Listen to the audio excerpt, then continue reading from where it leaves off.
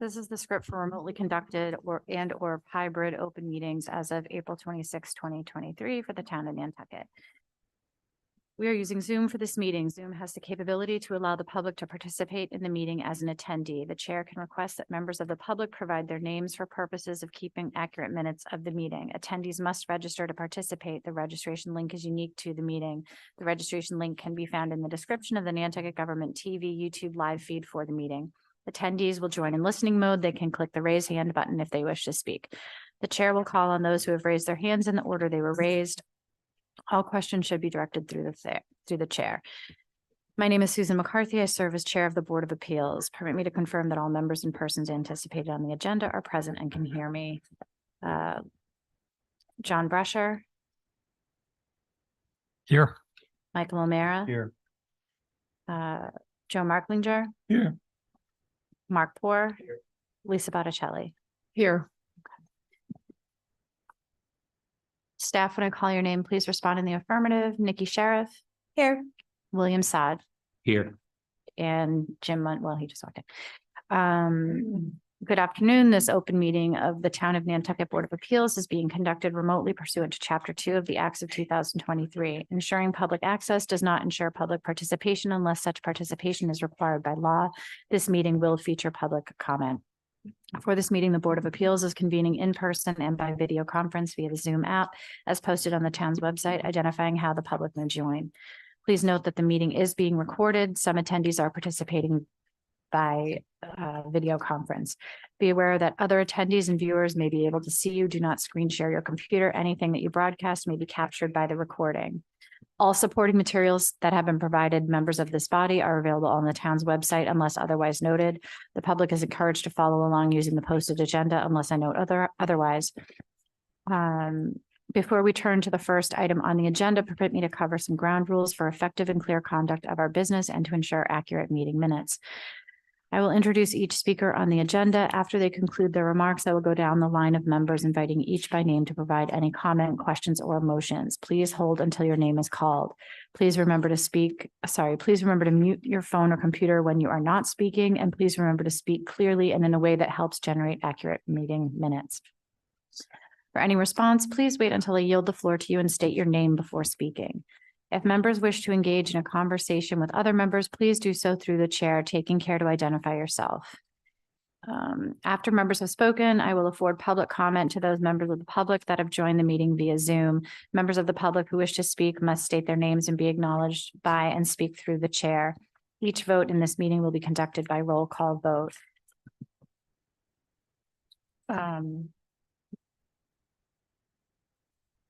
So before we get going, one more thing about this. We have a new minute taker who's doing minutes via Zoom, correct? And so as she gets to know all of us and common speakers and presenters, please be sure to identify yourself for her so that she'll be able to do the minutes correctly. Please identify using your full name. Please speak into your mics, everybody in the audience and on the board. And for the purpose of minutes, Jim Mondani is here. Elisa Allan is not here. And that's all that we're missing, correct? Yes. Okay. Yes.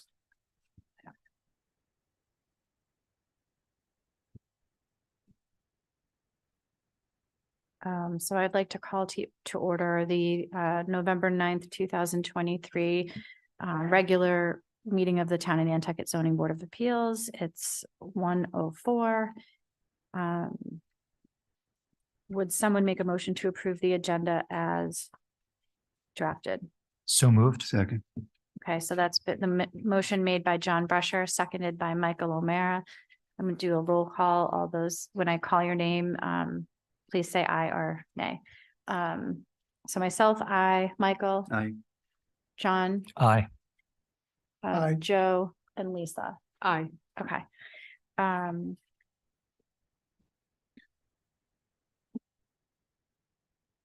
Before we move on to the minutes, I just wanted to make a note that I just got an email from the town that the open meeting law and conflict of interest training will be Thursday, November 16th at 6:30 PM or Friday, November 17th at 9:30 AM via Zoom, presented by Brian Riley of KP Law.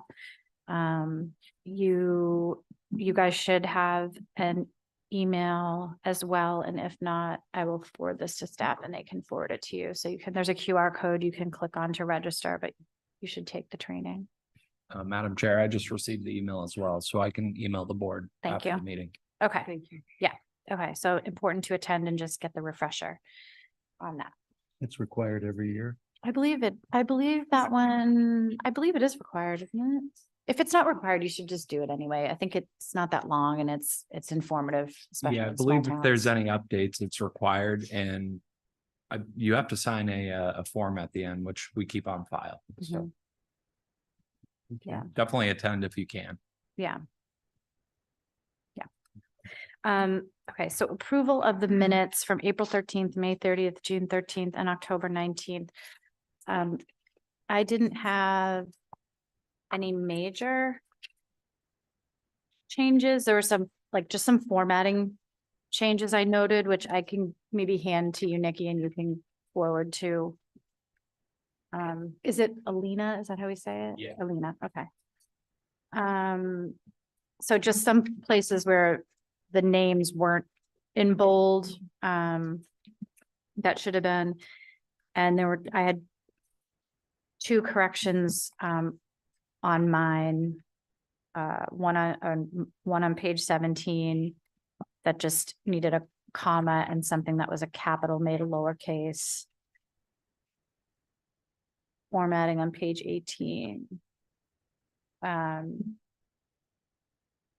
then on page 21, just something that I think it might have been done from the program you used. It just doesn't the numbers don't make sense, but what I'm trying to say makes sense. So it's just like crossing out a number 1 about the local preference units. But I think I didn't have any other major changes. Other than that, just like another formatting on page 24 that was just Leslie's Snell was not in bold and it should have been in bold, but that's it. Did anyone have any additional editing changes or any substantive changes to the minutes?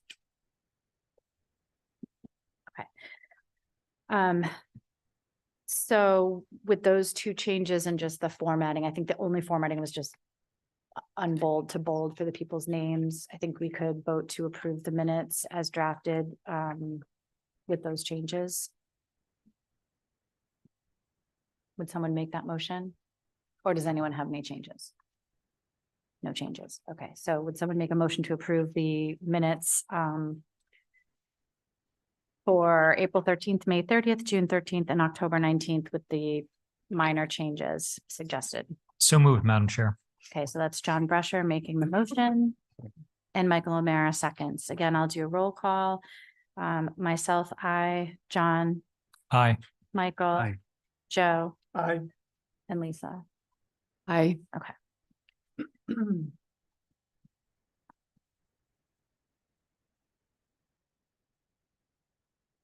So in old business, we have 2 items that are being requested to continue to December 14th.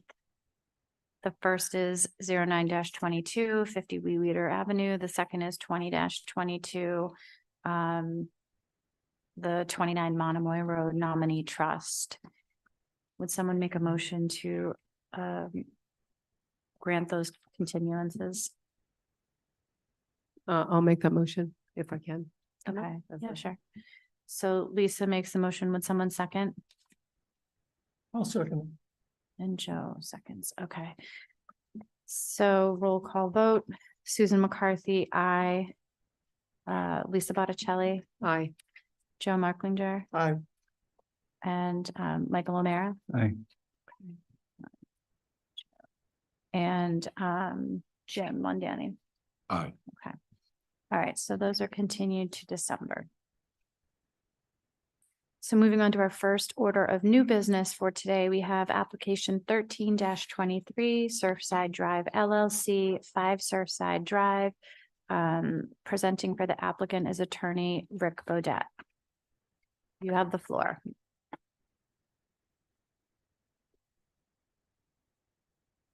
Thank you, Madam Chair. Rick Beaudette for the applicant, Surfside Drive LLC. I'm here today with Andy Grennan, owner of the property, and Nantucket Tents, which operates some storage out of this property for its overall tent business. The property we're going to talk about is 5 Surfside Drive. It is non-conforming to zoning in a number of respects. It's undersized, having 8,700 square feet in a 10,000 square foot zone. This is an R10 zone that we're in. It is also non-conforming as to rear yard setback. It has a number of curb cuts scattered about the corner of the property. And of course, it's non-conforming, as you know, as to use. It has a commercial storage and warehousing business in this residential district. The structure itself is a storage structure that is 1,810 square feet.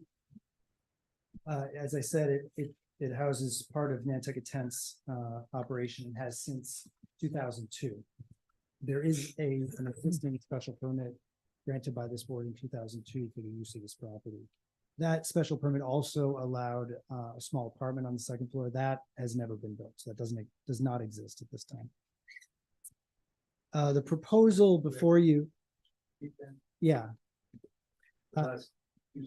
Sure. There's an existing special permit that governs this property, allowing storage and warehousing. And as part of that special permit, the applicant was allowed to build a small apartment, I think 600 square feet, if I remember correctly. But that portion of the permit hasn't been activated. It was not built. So there is not one there now. Thank you. The proposal before you is to demolish the existing structure, build a new 1,800 square foot structure, but with a full basement for storage, and with a 4-bedroom apartment above that will primarily be used for housing employees. The use of the apartment above, and I'll get to that in a little bit more detail in the future, but that it's primarily for housing employees in the peak season. So say, April to October. Otherwise, it will, potentially be used for maybe an affordable winter rental. But the employees won't be there year round. So you do have a set of plans in your packet. These are HTC approved. And the hope here is that by building this new building, it's really going to clean up the site, make it a little more efficient for Nantucket Tents, have all of the storage inside, and allow some space for some employee housing as well. It will cure the rear setback and encroachment. You might notice on the previous site plan that there's hoop barns there and there's an encroachment on the neighboring property. Obviously, the proposal is for all of that to go away and have all the storage be inside. It will also regularize the curb cuts. The hope is to, in addition, as we propose screening around the property, in particular on the Dias Road side, so that so the neighbors don't see as much into the property as they do today. I have to thank Billy for recognizing this is a powers test. That's the standard that you have to review this application. And I think Billy mentioned that in the staff report. And we think it meets the powers test. The nature and the purpose here are not changing at all. In terms of the quality, character, and degree of the use, that's the same quality, character. There is more storage that will be available to us on site, but again, so I hope that will be a better scenario and hopefully clean up the site a little better. And it is the same kind of use and effect on the neighborhood. Again, we think it will hopefully be more efficient for us hopefully clean this up for the neighborhood a little bit. There's no expansion of the actual use.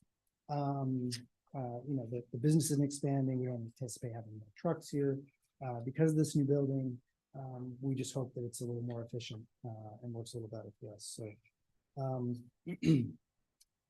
I know you will notice that we did calculate the parking on site. We are providing 8 parking spaces, 3 in the rear and 5 in the front. And it's our hope, if this is approved, that the rear parking spaces on Dias Drive would be only limited to the residential. In other words, we're not proposing, and we anticipate no neighbors would want trucks on that side. So we hope that parking is only used for residential, and we're prepared to condition it on that in that respect. Some conditions that I'll mention that I think would be appropriate given the prior special permit, and some of the correspondence you received from some neighbors. I did have a chance to speak with Mike Miserelli a few weeks ago. You'll hear from them today. I mean, they've lived across from this for 20 years. So we welcome their comments. We want to take them seriously, and we're hoping we can provide some conditions that help the scenario. So obviously, as I mentioned, we want to screen this property better on the east and rear side, leaving enough room, obviously, to see out from the corner when trucks are leaving the site. Obviously, we anticipate not having any exterior storage due to the fact that there's going to be some more space in the basement here. The hours we aren't proposing to change. You'll notice in the prior special permit, the hours were Sunday only 9 to 5. We're not proposing to change that at all. Again, no public visitation to the site. This is really for employees in Nantucket fence only. We don't sell or market anything out of there. So we don't anticipate vehicle trips on that basis. 1 business on site, residential parking in the rear, front for the commercial parking. We also, another thing I did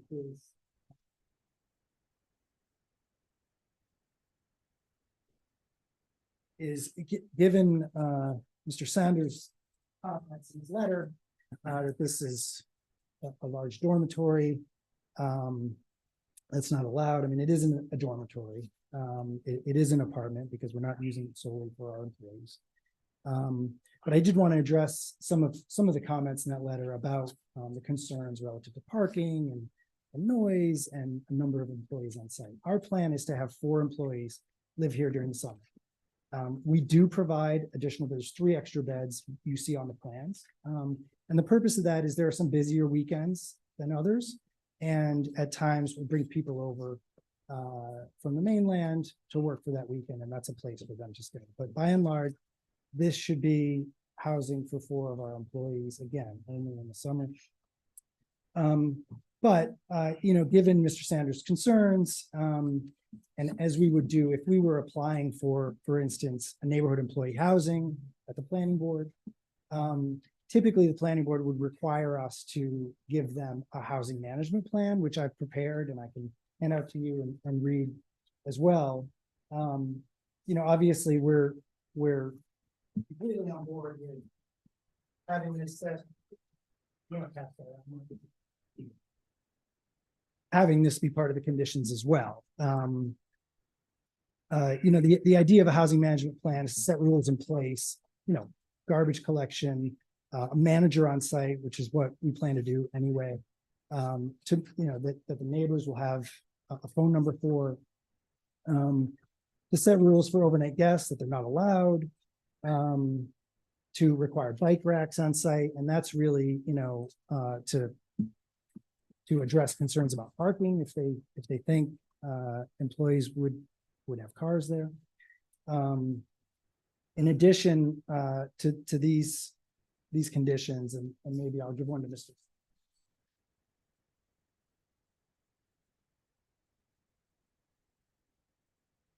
If the board has particular concerns that there's going to be employee parking on site, I mean, I don't think it's something we anticipate, quite honestly, but certainly if there are 4 employees there, it's it's at least possible that there could be 4 cars there. Now, we have the parking for them, but nonetheless, if the board is particularly concerned about that, we're happy to buy bus passes for those 4 employees that live there. So that, might address that concern as well. So, in addition, I know there was some mention in the staff report about maintenance of Dias Drive, and of course, we're happy to contribute to that, however the neighbors want to do it. I think it's only accessed by three neighbors, but and anyway, happy to answer any questions, and happy to hear any further conditions you guys think are appropriate.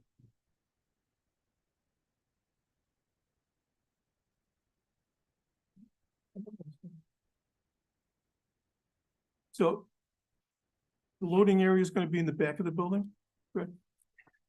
No, there's no space in the back of the building. The front of the building is really 4 garage Those are bays. the garage doors? Excuse me?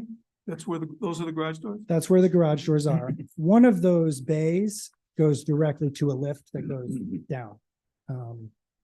So yeah, that's where the loading and unloading. Okay. happens. Yeah, as That's it all I does. want to know. Okay, thanks. And are there trucks parked there all the time? And then the employees meet there to load the trucks and deliver the tents and set them up?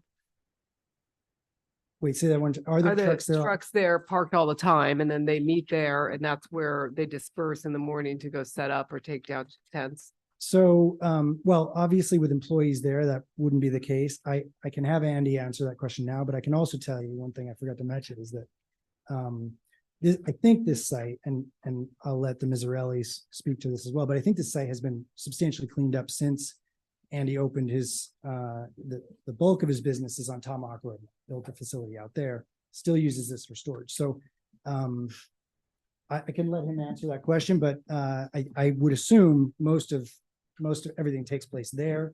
But they bring trucks to this site to load and unload things that are in this building. And that's why you need 5 parking spaces for that aspect of it? We need 5 parking spaces because the amount of storage there requires us to have 5 parking spaces. We don't really want 5 parking spaces, but we wanted to comply with the bylaw. That's it. Okay. So the bylaw requires 4 parking spaces for the storage and 4 parking spaces, 1 for each bedroom in the apartment. So that's why we provided 8. Yeah, I mean, and the south elevation's a little imposing with the 4 garage bays, and now it's a 2-story building. No, it was a 1-story building before. It's just it's a very different visual implication to the property at this Sure. point. So And I think it was well received at the HDC compared to what's there. So as imposing as it is HDC. Rick, is this hoop house really located where it's encroaching on that other property. yard? I don't think it is now, but it But- certainly was. I mean, Art doesn't mess around. So if it's there, if he put it on there, it was there for sure. Without permission, I assume. I think the owner probably knew it was there, but without an easement, you rarely have real permission to be there. So I guess I can say without permission. Rick, did I read correctly that, I think it was in Grant's letter that the applicant owns an abutting lot as well? Which is that 7 Surfside LLC? Yeah, that would be to the west. Okay. and is that constructed upon? Yeah, there's a house there. Okay.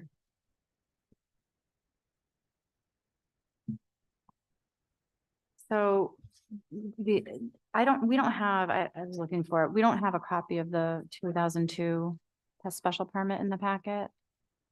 Or did I miss it? It's a signature page.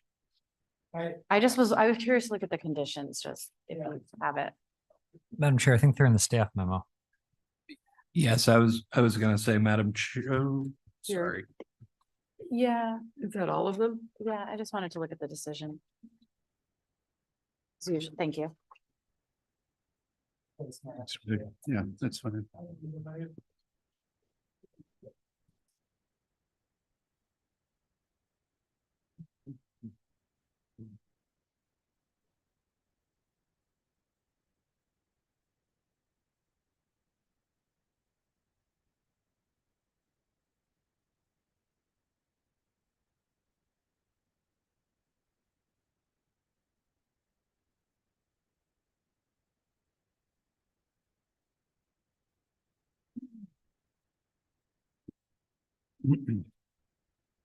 Also, if I may, I just wanted to pass you guys some current photos of the site. Which obviously they're not putting in the photos that the Mizzarelli sent in, which I think were older, but I'll let them address that.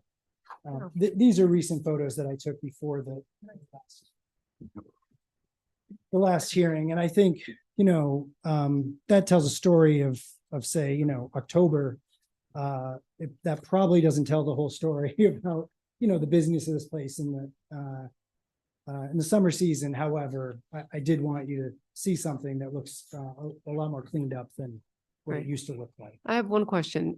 This has a place setter's truck in it. Is this a single use building or are you renting out part of the garage bays for other tenants? It's only allowed to be a single use building, and we're only proposing it to be a single use building. So to my knowledge, we're not. It's same business, yeah. Oh, the place setters is under your control now. It's not, I can't remember her name. Okay. And is it Nantucket Tents? Sorry. Okay. Yeah.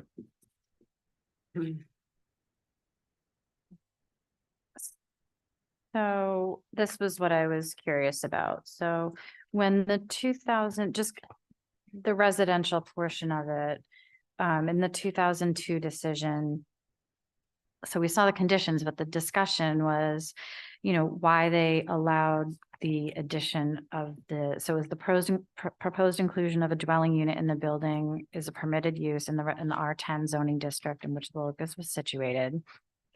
But then it says, with the addition of the dwelling unit without expansion of the footprint of the structure, this would reduce the commercial space. So that was part of the consideration, was that allowing the addition of it's a permitted use, but was going to be reducing the commercial space here where we're, Basically. adding a lot of living space. And one other question I have is, I was going to ask you to explain to us, Rick, the difference, just for the minutes and our edification, about the dormitory versus the apartment versus the other use that you mentioned, because if it's an apartment use for employee housing, but this shows there's a manager's bedroom, right? So there's someone there who's acting as manager for the company and presumably house manager. But then the fact that when you said that you've got, there's only going to be 4 people living there, but there's the manager bedroom has, could have, if has a bigger bed, there could be a husband and wife or some, partners or whatever. And then you've got the other bedrooms in here where you could be pulling employees from somewhere else from the off island that need to stay here. That seems more, it's not the traditional, like what I think of an apartment use. I mean, if I have an apartment, I don't expect other people to be staying in the bed next to me, sometimes maybe not, and have that be a condition of my, like you don't really have control. Yeah. If sure. someone's saying, Sure. hey, Joe's coming over from the other side and they're staying here Tuesday, Thursday, all summer Yeah. or whatever. Yeah. And then also just about cars, like at the beginning, you said that the 3 in the side we're going to be designated for residential only. Yeah. But then you said that, the employees probably wouldn't have cars. So is that management coming and are you saying like residential, meaning it's not commercially licensed vehicles versus just like regular vehicles? So it could be the manager, the owner, whatever, but not the people that are the employees that are living there the whole summer. Yeah. So, so I'll start with the parking. So I Okay. guess the impetus for saying that the rear would be residential parking only, is really, in an effort to protect the neighbors from having trucks parked there. That's really, the idea behind it. I think, if people are, and what I mentioned about, employees maybe not having cars there. I mean, we may or may not be able to control an employee who comes for the summer having a car. We have the parking if they have a car. But if the neighborhood and the board is particularly concerned about that, I think we have some ways to address it. We can give them bus passes, provide bike racks, etc. So, Is there on-street parking on this road? I mean, Doesn't look like it, not, but here's the aerial. I mean, there might be, but I don't know if it's allowed. Right. Right. Yeah. I should have said, is there allowed Yeah. on-street parking on this road? It looks That's very really what I narrow. meant. Doesn't Yeah, look I mean, like we it. obviously, I'm not gonna stand here and tell you, we intend to park there. And I think if we do, then someone should say something about it. Because it shouldn't be allowed to. And what about the Oh. use of Yeah, the, and so or the the, use not of- the use, but like the practical plan for this being an apartment? Yeah, so the difference between an apartment and neighborhood employee housing, first of all, or a dormitory, the neighborhood employee housing and dormitory are similar. The difference is dormitories in and of themselves are usually on a site with a commercial use. Employee housing can be either. And dormitories are usually allowed in the outlying districts. A good example is the golf club, for instance, has a dormitory on site. Neighborhood employee housing can be up to 18 people on site with a dormitory management plan in all districts. And neighborhood employee housing is when you're using it for only employees. That's it. You have no other use for that dwelling unit. An apartment can be used in any way residentially. I would say if you're not using it only for your employees, then it's an apartment. It's not neighborhood employee housing. It requires a separate special. So This our seems to me that it would be more than neighborhood employee housing, more than, more than apartment. yeah, I don't, I mean. sorry, I don't understand what you mean. It's Well, more you're just- than. You're using it for employee housing. Mhm. Right, so we have other uses we want to use it for. I mean, we intend to hopefully use it in the winter occasionally, maybe an affordable rental, maybe for like a teacher or something. We're not sure yet, but the primary use would be really for mostly our employees or other people that would come over to help during the peak season. So it has multiple uses. It's not just for our employees. And I think that it's the truth is with the commercial use on site, it's a less intense use than potentially an apartment. If you have 4 unrelated people living in an apartment and they go off to 4 different jobs in 4 different directions, it's potentially more vehicle trips if they have cars. And when you work and live on site, presumably you're going to leave in the trucks that are already there. You're going to go, you're not going to go to work and then come back here multiple times a day. So. How many trips a day do the trucks do? And how many trucks do you envision on average? So I'll let Andy clean this up, but I think what he told me was, because I have no idea. But I did ask him about the trucks, and he said in the peak season should be 3 trucks in and out of there, parked every night. Once a day though, out and in?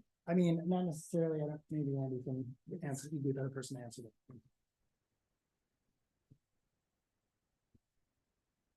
Hi, good afternoon. Multiple times a day. Can you, sorry, can you just say your name Yeah. full and, Andy Grennan thank you. from Nantucket Tents. Thank you. And it is, you're doing multiple jobs a week. So Thursday, Friday, Saturday, Sunday, you're doing, drop-offs and pickups.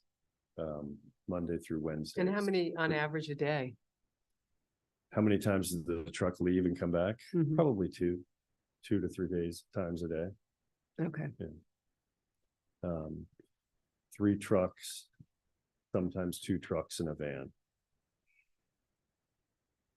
okay. And that's been typical for the current use as well? Yes.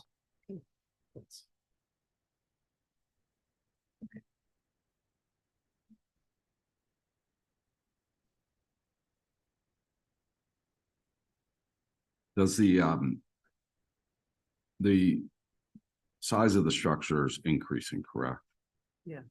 And it's Yes. all, and it is, if it were residential, does it exceed the 25% as well? I don't think so. I looked at the map. It didn't No. look like it did. It's okay. It I is. think it's within, It's within, yeah, because they're allowed to do 25% of 8687 and they're covering 2,100 square feet. I believe I saw someplace. 2160. Yeah, They can But- have they can have 2167. right. So it's right, it's right there, but it's within. But they are, I mean, the existing building is 1 story. And this is 28 feet tall, the new building. I believe, I think that's right. I'm saying that. Yes. but- Wait, Rick, where was the space? Where was the space in the building that you were planning to use for the apartment in 2022? In 2002, Yeah, sorry, 2002. so we hadn't gotten there. We just had gotten permitted for a special use of tent business and storage with the hope of doing an apartment in the future. There were no plans of that. Okay.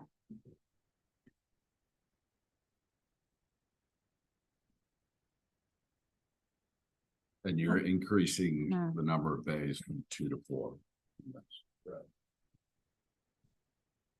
Rick, this doesn't need planning board site plan approval, something like that.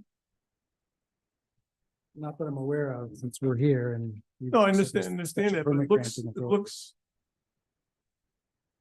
Yeah, I mean, I think that this is the site plan approval process, because you guys are the special permit For this? granting authority for pre-existing non-conforming structures. Would there be any way it would work Oh, to, crazy. to have less exposure to the garage doors on Surfside Drive? When working with the designer, they thought that that would be the best scenario for traffic flow and for neighborhood. Try not to interrupt the neighbors. During it, I think kind of the way it is now, it's even a bit more disruptive than spinning a little bit more towards Surfside Drive. Well, only because then you could maybe screen some of those garage doors from the road. And you wouldn't be looking at 5 trucks parked in front of 4 garage bays. Well, the idea is to have 3 of the bays, with trucks parked there, and then the open bay that would have the lift, with that would be open. Right. Well, I'm just saying just a lot of vehicles along the road with no screening. I think right now, Lisa, the way the building is configured is it sort of faces directly at the corner of that lot. Yeah, So, trucks are coming in and out of Dias and Surfside, and this, the idea here was to just put it on the busier road, not the residential road. the more- yeah, no, I see that. I'm just, curious. I'm just I'm concerned about the. Yeah, no, I understand. I can see it here. It just feels like you're gonna be looking at 4 garage bays with no screening and 5 parking spaces. It's just in a residential area. It just seems very, from this side. This is directly open facing Surfside Drive. And then, you know, I mean, everybody thinks middle surfing, that's what you look at. Is this proposed platform, is that non-conformity or is that just Which one? sure? That, The proposed ramp? platform. What do you- that's- On what that's page? Encroaching within the, Oh, I think you're allowed, I think you're allowed to have a platform that's within the setback as long as it's not over a certain size, correct, Joe? Where are you looking? It's on the west side. Oh, 12 square feet. Isn't I there think if you're something gonna that, fix it, fix the other encroachments. but I thought- I think it, are there certain zoning districts where you can have platforms under a certain square footage in the setback? what's it for, the Yeah, 12 platform? square feet. Yeah, depending on the size, depending on the size Yeah, and depends on and the how many size. steps there are. Yeah, Two the whole- steps, 12 square. the whole thing can only be a certain square footage, I thought, in certain zoning areas. I don't know if this is one of those zoning areas, but you know, I Hopefully think it's so, kinda otherwise they won't crazy get a to CO. allow people to do that, but so I would also try to push it further away from Surfside Drive. it's non-conforming to begin with, and you're increasing the size of it, which to me is problematic. Kind of pushing things, so taking advantage of the new regulation or the new zoning that's applied to it. Even though, and not fixing all the conformance, non-conformance. And that would be one of my concerns is, and based on the neighbors' comments. About, an expansion of. The building and its use with the apartment. Madam Chair, Mm-hmm. if I may, through you to Mr. Mondani, what did you mean by not curing the nonconformities? Well, it's non-conforming as the use, right? Oh, right. That's, Well, that's not gonna change. Whether this is approved or not. So, Yeah, I think, my biggest concern is, and we haven't even heard from the neighbors in person yet, but it seems like a huge change in scale. I know the use isn't changing, but you're going from 2 garage bays to 4, and then 4 bedrooms. It seems like a dramatic change in density. But, I'm not saying that there isn't a solution, but I wish there were more ways of screening the 4 garage bays.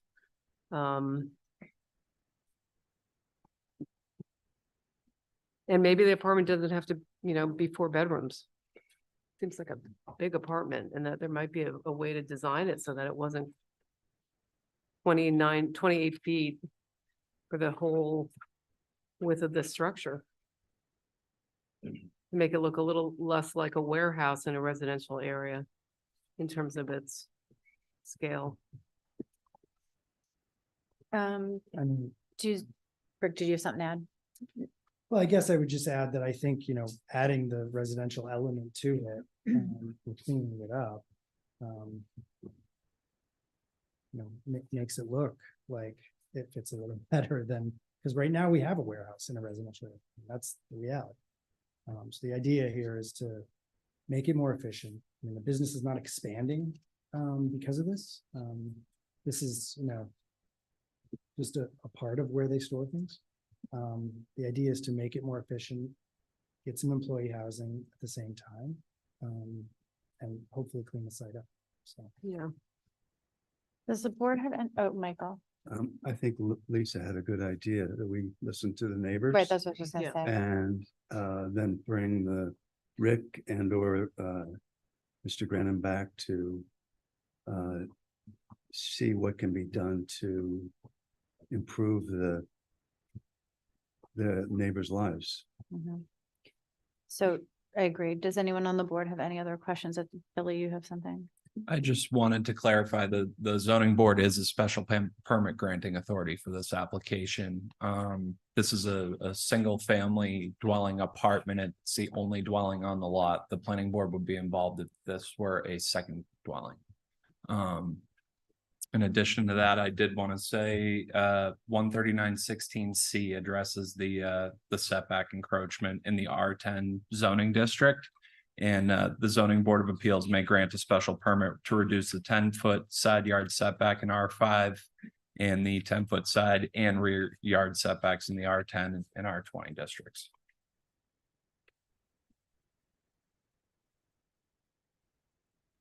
And so do we think that this platform is a setback intrusion? It doesn't qualify for that? So, Madam Chair, first of all, we didn't ask for that special permit, so you can't grant that unless we know. Right. Yeah, no, I know. And I'll look at the bylaw when I sit down, but I think it is exempt on the basis that it's access. If it's Yeah, if you look purport- under the definition of ground cover, I think it might be excluded. or structure, I think it's excluded from structure. Yeah. Um, Okay. There's nothing here to indicate, is that a 10-foot setback on the Yeah. side here? Mhm. Nikki? I was gonna say, yeah, that encroachment over that setback line for sort of the bare minimum access there is allowed within the code. Thank you for confirming. Okay, so if no one from the board has any other questions at this point for Rick or Mr. Grennan, and is there someone on? Okay, is it? I would like to go to the abutters, but is it to?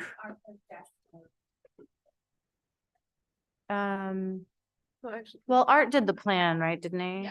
Yeah. Why don't we see what Art has to say and then we'll go to the neighbors. Thank you, Madam Chair. I just lowered my hand. I was going to just address the point about the platform, which staff just addressed, that it's in the definition of structure in 139(2) for under 20 square feet, less than 3 feet. Okay, great. Thank you for confirming. Appreciate it. Okay. So to go to the audience, do both neighbors who wrote in letters want to speak? Yeah. So, Mike Miserelli, would you like to go first? And just, I know I just said your name, but if you can identify yourself for the minutes, that'd be great. Thank you, Madam Chair. For the record, Mike Miserelli. I'm the neighbor at 3 Surfside Drive. Just on my comments, let me just say that it's nothing personal to Nantucket Tents, and I have always had access to Andy whenever I needed to talk to him about things next door. My concern overall is just the scale that's changing over there. Surfside Drive, there's the side road where the parking is going to be for the residential apartment that is on Dias Way, and my driveway abuts that. There's no flow in or out of there. You just go in and it can get congested very, very quickly. So that's one concern with the multiple trucks that are going to be there and a 4-bedroom apartment. I mean, I understand what Rick is saying and it sounds great on paper, but on a busy day, it's busy over there. They're working hard. I understand that. The tent company and place setters, it's a business that I think everybody would understand. It has odd hours. You know, you're setting up for weddings, you're setting up for events. Things happen early, things close down late, nights, weekends. Over the past 20 years, and I know they have had intent to improve the property, it's quite frankly been messy over there. The hoops still exist that are on somebody else's property. That's not my property to address that. So I'll just leave it at that. But it's only really recently cleaned up in the past couple of weeks of getting the major stuff out of there. The tent company has not really had a big presence there for the last several years. It's been more of place setters that runs out of there. But I don't want to really get long-winded. I think my letter summed it up in the photos of, where we're concerned with just the way it's been for the past 20 years. That whatever decision you do make, I hope there is some special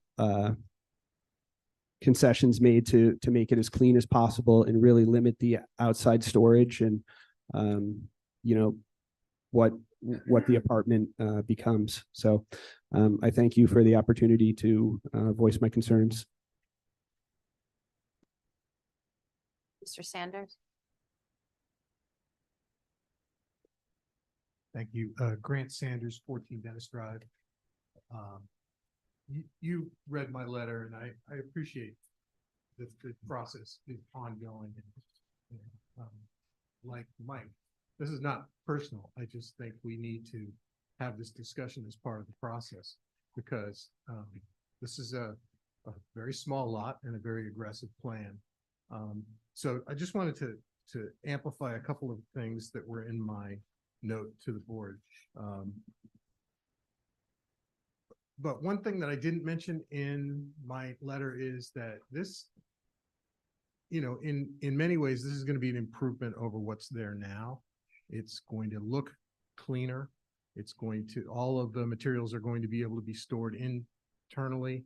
And, you know, we all understand the importance of employee housing on this island. I mean, it's one of my biggest points that I try to make around town. But this is a very small, stubby little street with a few houses on it. And if they fill up all those beds, they're going to more than double the number of people that live on Dias Way. I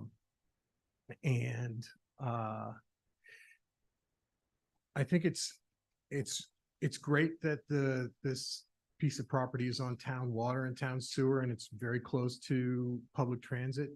That's fantastic. But the visual impact, as you discussed, is going to be much greater than what we currently have because of the single story structure versus the 2-story structure. But I also want to talk about the sonic impact. We are separated by one lot from this property, but it's approximately the same width as this room. So you can imagine my wife and I having dinner over here, and the folks are just getting back from setting up a tent, and they're having a couple of cold beverages on the deck right over there. There's going to be an impact on the neighborhood with that many people. So, you know, again, thank you for having this process. And, you know, my biggest concern, as I said, is it's a very small lot and it's a very aggressive project. So thank you.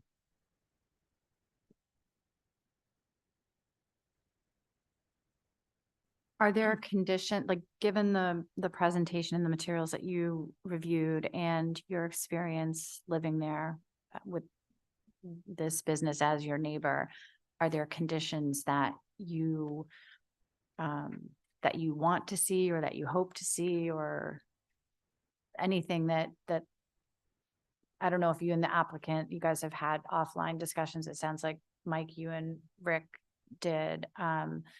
But are there things that we can consider that would make this more palatable to you? Not saying that this is the ultimate what gets approved, but just so we know what would be palatable to you.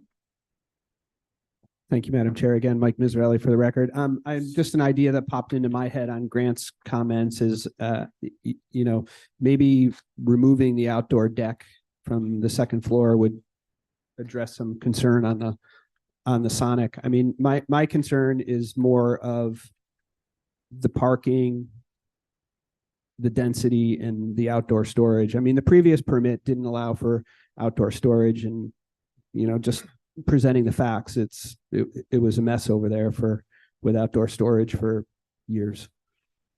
And we did, you know, I mean, I don't think I complained a lot, but we did bring it to zoning's attention several times, and there was mixed results of ever getting it cleaned up. So that's, you know, sort of where my concern of past performance is signs of repeat behavior. I just want to, you know, make sure that whatever we do end up with there, and as Grant said, and as Rick said, it's going to be an improvement from what's there now, but we're all going to have to live with it. So for me, the parking and perhaps removal of the outdoor deck helps.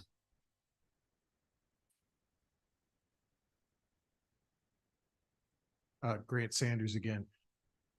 You know, removing the outdoor deck would be great, maybe creating some sort of sound buffer between the structure and the rest of the neighborhood might be beneficial.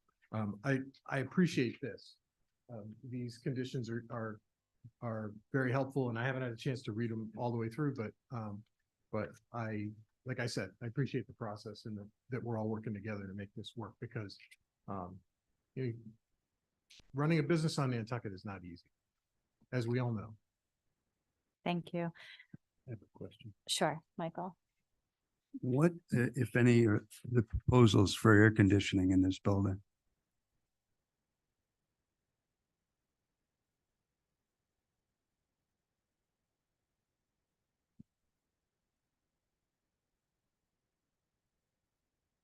Andy Grennan, the applicant. Thank you, Mr. O'Meara.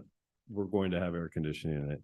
It's, I think it's gonna also, you know, with dual use, we'll have fire sprinklers, air conditioning, so that will be included in the apartment.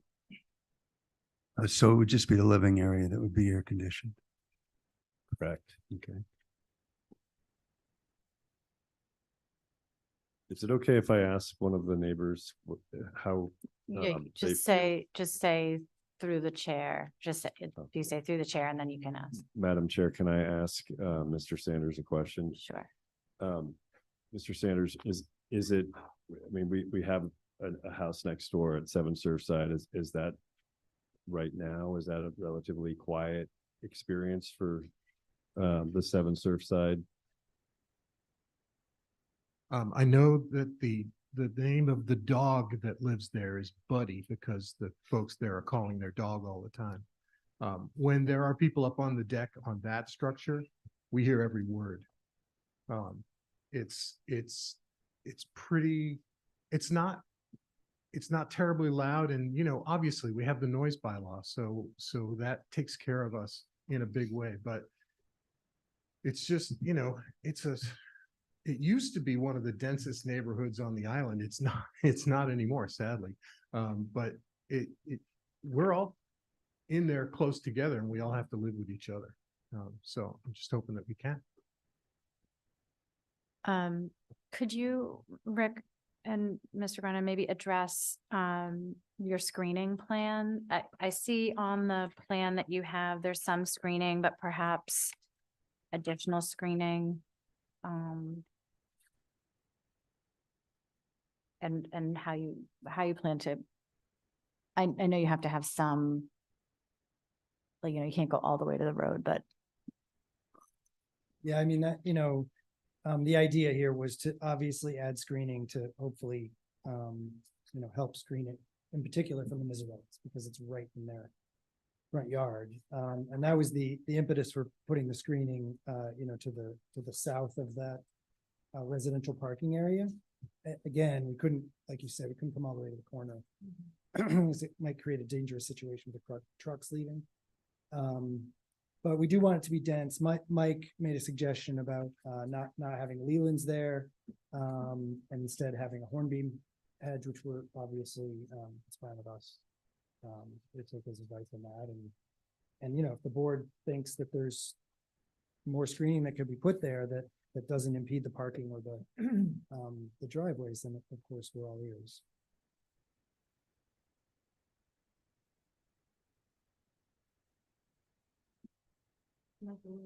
Sorry, Michael, when you were asking about air conditioning, were you thinking of how with some special permits, we've required air conditioning and then, you know, windows remaining closed to keep the noise, and then also just the garage bays, unless they're actively in use, to remain closed. Yeah. I'd also like to hear what the applicant thinks about doing away with the second story deck. Agreed.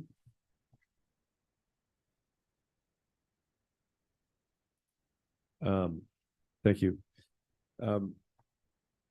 To the board, you know, it's an amenity for somebody that lives there. It could be something that isn't a tent business in the future, and it is an apartment. And I think that offering that and having noise ordinance conditions is it's a nice attribute to the building. So we are excited about it, I guess is my answer. Thank you. I have a question. Sure. So it says, page 39 here. That the extension, expansion and alteration or change of the pre-existing non-conforming use is not substantially more. You're not changing the use, right? You're changing the building. Yeah, we're altering the use inside the building by having more space. So, So. no, we aren't changing the use. It's the change- same character. but you're So, right. so the Yeah. amount of trips that are coming to the building, is that gonna increase? We don't anticipate them to at all. It's, I think, the idea is this makes it a lot more efficient for us with the lift and everything, and gives us more space inside. To make sure that there's nothing outside, which has been part of the problem in the past.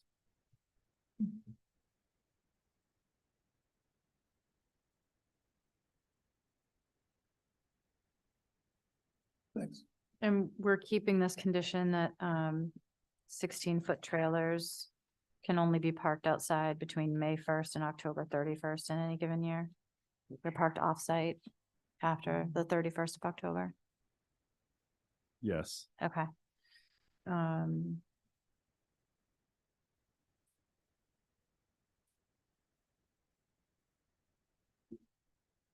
So, Rick, the previous approval had 600 square feet of floor area for a dwelling unit. Mhm. So would this not be an expansion of that use? Well, the use doesn't exist at the moment. It's within the special permit, but the use is also allowed by right in the zoning district. So, we're showing you the whole plan and telling you what we're doing. But what we really need relief for is to expand the size of the structure and go to the basement. So, but yeah, I would say this apartment is bigger than 600 square feet, if that's what you're asking me, but. So- Well, it's confusing because it was never built and the zoning allows more, yet this special permit or whatever limited it to 600 feet. So to me, regardless of the zoning, it limited it to 600 square feet. Yeah, so Jim, I was just doing that math. So it looks, the existing building was 1,800, is 1,810 square feet, right, for commercial use. The permit that the zoning board issued in 2000, whatever, 2, gave the ability for them to use 600 of that 1,810 for residential. That would reducing the motivation, it seems, from the decision, and that's all we have is the language saying that they were open to that, and it's reducing the commercial use. So that was down to 1,210 commercial, 600 residential. The residential was never used. Now we're talking 1920 for commercial. And 1920 for. and 1920, I guess, for residential. Plus or minus, yeah. Yeah.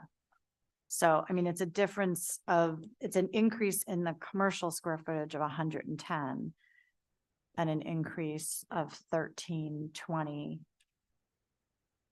for the residential, but that's, I'm doubling over because the 600 was coming out of the 1810. Right. But anyway, so it's a big increase, but the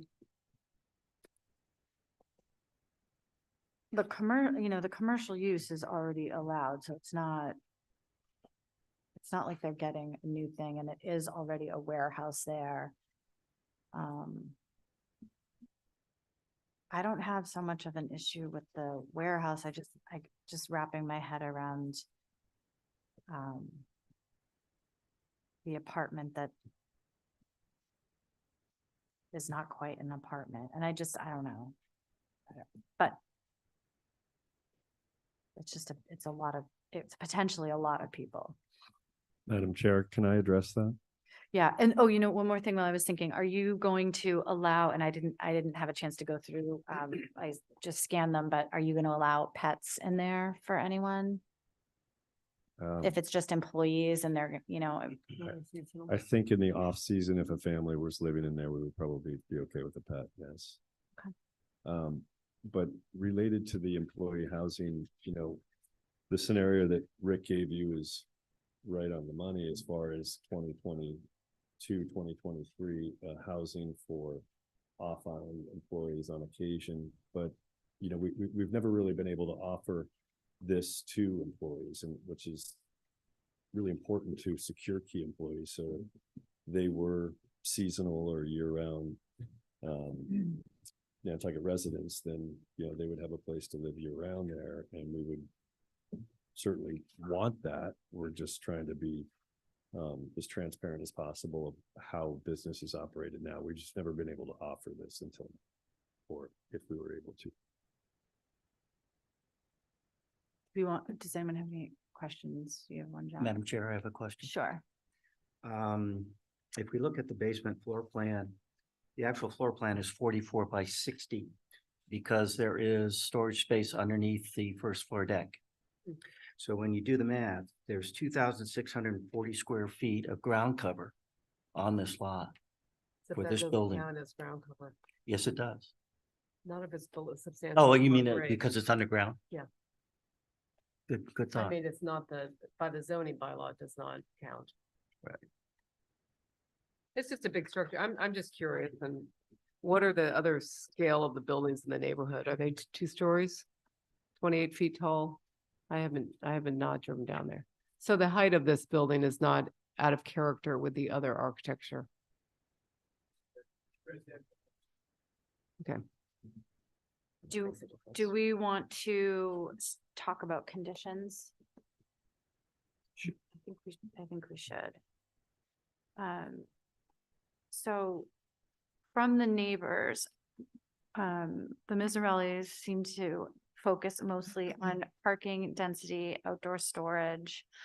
And Mr. Sanders is focusing mostly on the noise coming from increased density. So I didn't hear that, there's opposition to as much the structure or the layout as it is just the potential for overuse or continued misuse of the outdoor storage or parking. Well, there's not gonna be a lot of room to store anything once this building is built and they put parking spaces. Yeah, So but I think they're. I outdoor think that storage will- hopefully it won't be a problem. I mean, Well. it's clear in the special permit that there was no outdoor storage, but I'm sure we've all driven by there over the years, and there's been a lot of outdoor storage out there. Madam Chair, Mhm. may I just say one more thing about Yeah. the, sort of the noise and the employees and I say this because I've permitted a number of employee housing projects at the planning board. And what comes up often, I think it's really scary to have employees in your neighborhood. I mean, that's at first blush, everybody's reaction. But the reality, typically, is that when you're given a place to live as part of your job, you take it really seriously. Because you lose your job, you lose your housing. If you make the wrong person mad, you lose your housing. And so what we've done in the past is really, and that was the purpose of me, until today, I hadn't planned on giving you that sort of management list because it was only, a smaller amount than a typical employee housing. But I just think it's important for the neighbors and for expectations for employees to have, really robust conditions about, the manager being in charge and making sure everybody obeys the rules and the noise bylaws, et cetera. And I think that, will hopefully take care of the problem. And if it isn't, then, hopefully the neighbors will address it and complaints will be addressed. Thank you. I mean, this might be a silly question, but I mean, what's to prevent this from becoming a short-term rental. If they become allowed island-wide, is there anything? Not that they're planning on doing that, but I'm just questioning, like, there's never a restriction that has to be used for employee housing. We can't do that. It's housing. We can't restrict it as employee housing. So what's to prevent it from becoming used as just a rental property? I think it can be used for whatever the zoning bylaw allows it to be used for. Right, so if short-term rentals become, or well, they still are, I guess, assumed to be allowed island-wide, so to speak, it can be used for that. With no Do you wanna address controls. that? Well, I think that if the applicant offers up to the board that the property is going to be used for employee housing in season, that goes in. That goes in the decision. decision and it's enforceable. Yeah. As well as potential off-season housing for teachers or what have you, or a family. I mean, but that in the season it's used for employee housing. That's just my question of making that enforceable. I think that because that's the big part of this application. I think it would be problematic I think we could,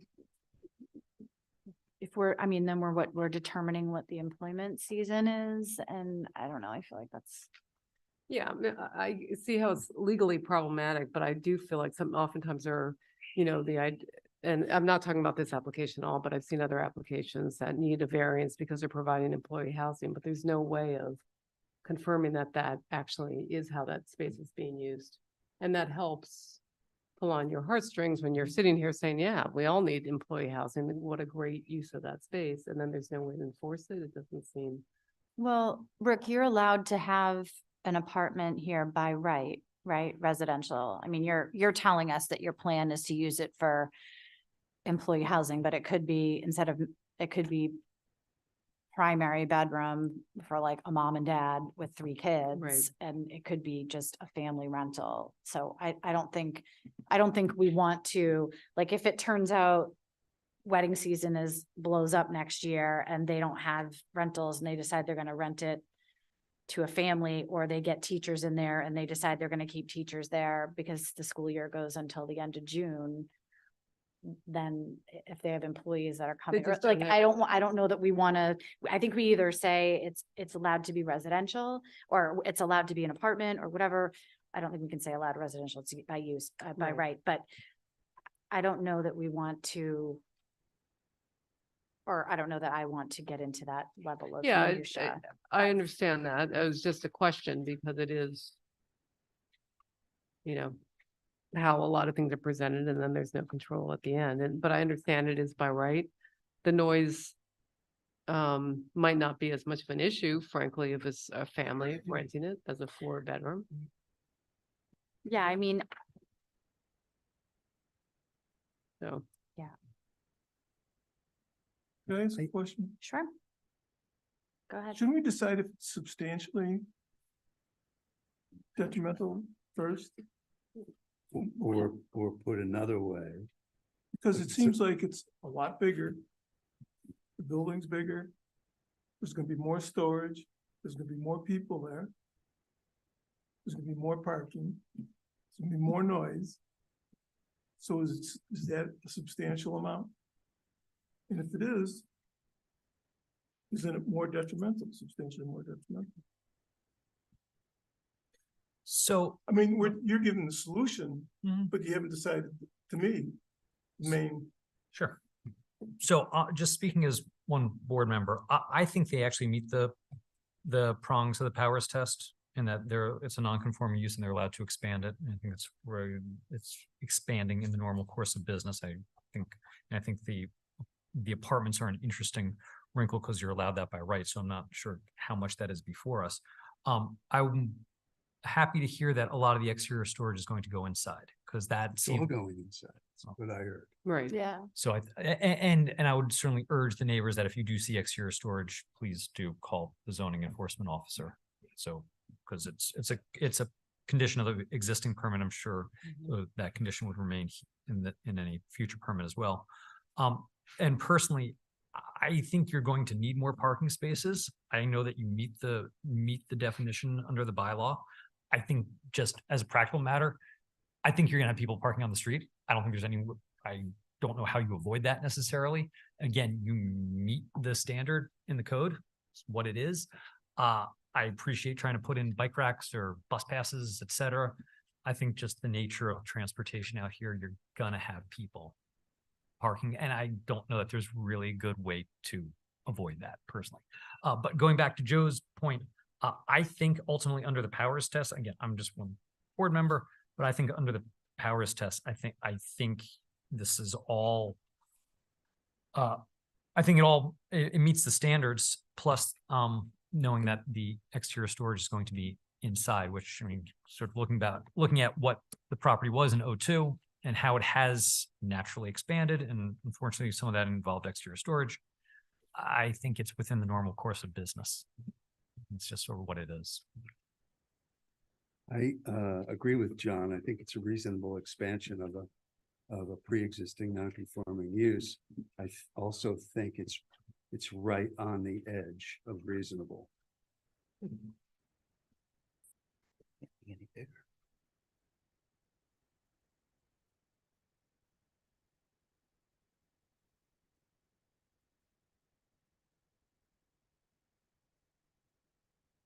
I agree. I don't have, I don't think it is I don't think it's more detrimental. I think it is a reasonable expansion. So I think we should, I think we need to talk about conditions. So that's it. I have no idea what conditions we want to put up. I mean, yeah, sure. Mike Miserelli, we're talking about parking spaces, and then we mentioned the trailers. So if we had 8 parking spaces and 2 16-foot trailers, is that now exterior storage or 10 parking spaces? Or do we No, have to fit it all within the 8? yeah, I think it just means that there was from the last decision and the condition that would stand. I mean, are you still using 2 16-foot trailers for transportation of tents?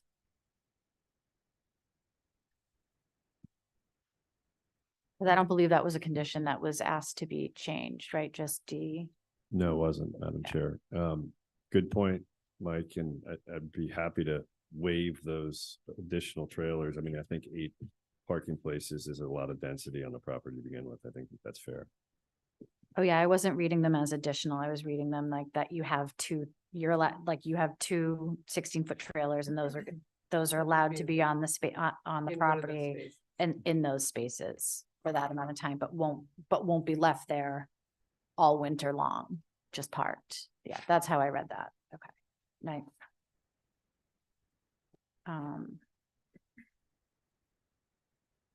Madam Chair, point of order. Sure. You could condition the parking to be limited to the delineated parking area and delineated spaces on the lot.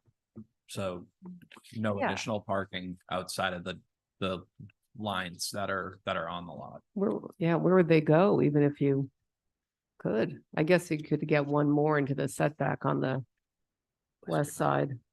I think that if I may, Madam Chair, I think that there's a provision in the zoning bylaw parking section that requires you to park in the delineated areas. So I think that, and again, you know, as John said, we've all been here long enough to know people park on the street. So I hope that doesn't happen, and we're not proposing that it happen.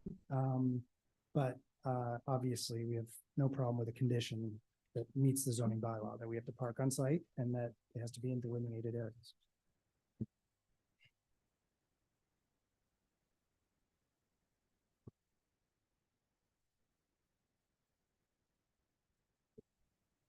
So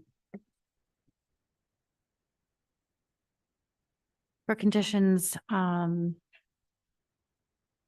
there's the provided housing management plan. They've said they'll buy bike passes. I think Bus I don't- passes. Bus bus passes, but I also don't know where I read, sorry, a bunch of stuff in front of me about bike racks.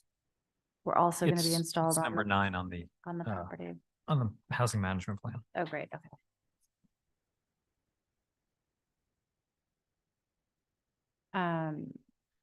And I think, Michael, what you brought up, oh, sorry, Rick, hold on one second. I think what you brought up about, air conditioning and a condition as like we used to do, I think it was mostly in like RC2 where people had mixed use and where upstairs, yeah, where like upstairs was residential and downstairs was, smaller but similar, like 1 or 2 garage bays with some kind of shop inside that the windows remain closed during working hours or just remain closed. Air conditioning is on.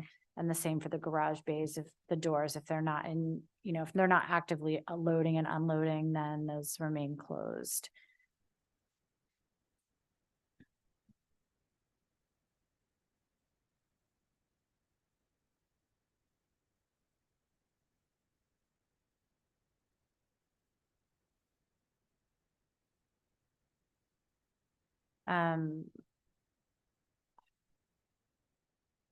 Does anyone, and then for screening,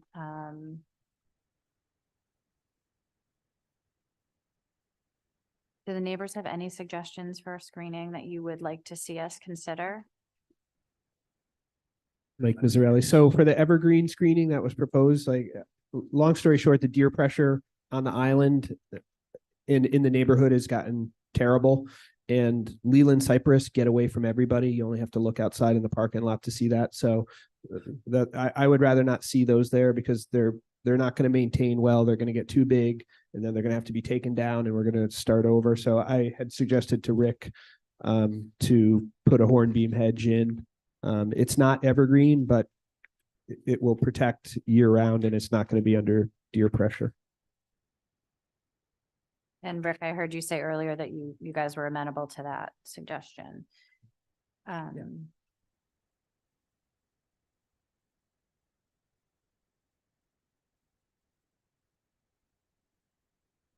So parking is delineated on plan attached. Screening. Air conditioning, windows closed on first floor, garage bays closed, and anyone have any other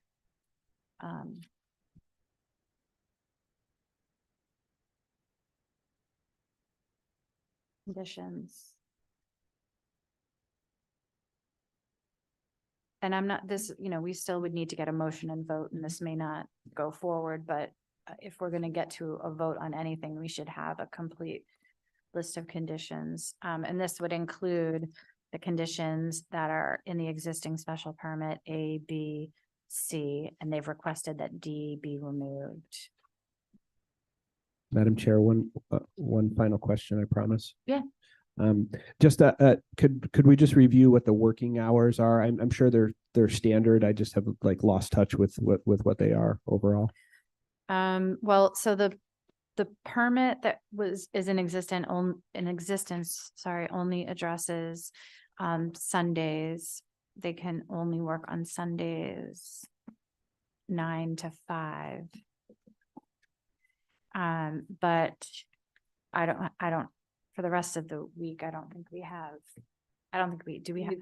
They could only be on the site on Sundays from 9 to 5. So no commercial activities shall be conducted upon the locus on Sundays except between the hours of 9 a.m. and 5 p.m. The housing plan or the housing, whatever it's called, the housing management plan talks about there's no overnight guests and no non-residents shall be permitted on the premises between the hours of 11 p.m. and 6 a.m. That's not working hours, right? That's just about more people staying in the building. Yeah. So, at what time do you start work in the morning? Typically in the summer hours, what's the work day look like Monday through Saturday? I think it would be 7 to 7. Okay. Monday through Saturday. Yes. And then Sunday, no change. 9 to 5. Yeah.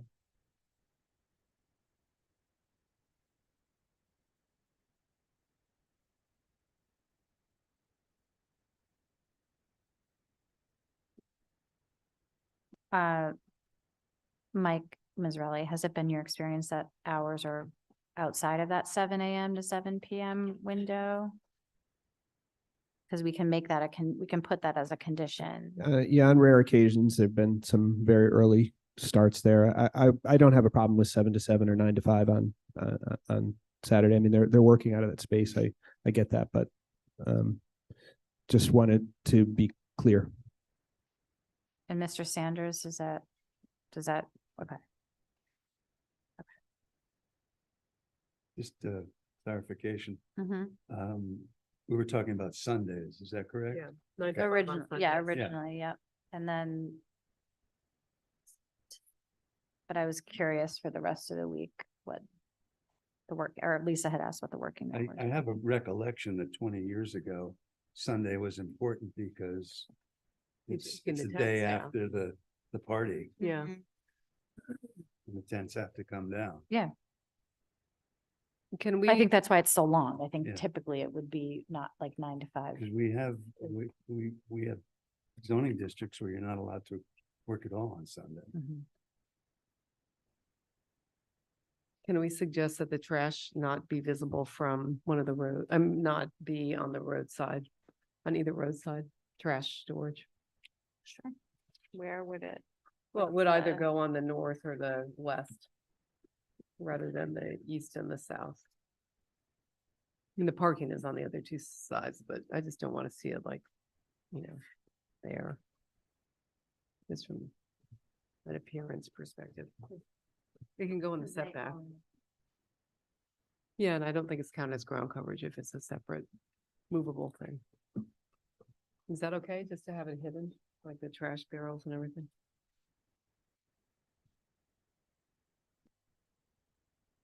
What was that side? Then that was west. west. Yeah. And obviously none of the AC units will be in the setbacks.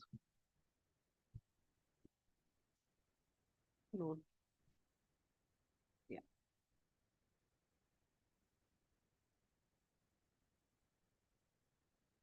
We limit that hours of operation to if the property is used for this tent business. Because he indicated if he changed, if he sold the building or something, how the same. Oh, so you'd want to be limited to the conditions to be limited, like Whatever. just to the applicant. Yeah, if we're making an exception for hours of use, Yeah, that's nice. if he sells it like a landscape. Yeah, no, I hear, I think that's, Good idea. yeah, okay. Madam Chair? Yep. Can we just make sure, it's probably inherent in there, but if that's a condition, just, I would hope that it would say without further relief from the board. Because I can envision a sale happening and us Oh, yeah. having to come in here. Well, Request a change of operating. Madam Chair, if So wait, hold on. You're saying, so Rick, the condition would say these are the hours of operation if they're but they're, how do we say it? They're linked to the current owner, and we would not. So you're saying would we do it without further relief from the board? Just limited to that one? Current nature, Madam Chair, maybe to the current nature of the business only. Madam Chair, Yeah. if the nature of the business changes, they have to come before us anyway under the powers test. Even if it's Yeah, not but a I tent mean- company anymore, It has to come back. anything beyond the tent Be company. considered a change of use of the business of a non-conforming use, and they have to. So if it be went back to and see landscape us. company, it would have to come. Is it not a commercial, just a commercial use? It was initially to store and delivery of beverages. And it was 6 days. But it was 6 days because the owner of that business didn't want to work on Sundays. Good for him. Reader is his name. I mean, I don't mind including a condition on there. I think to a degree it's moot. I mean, but it's certainly fine with me.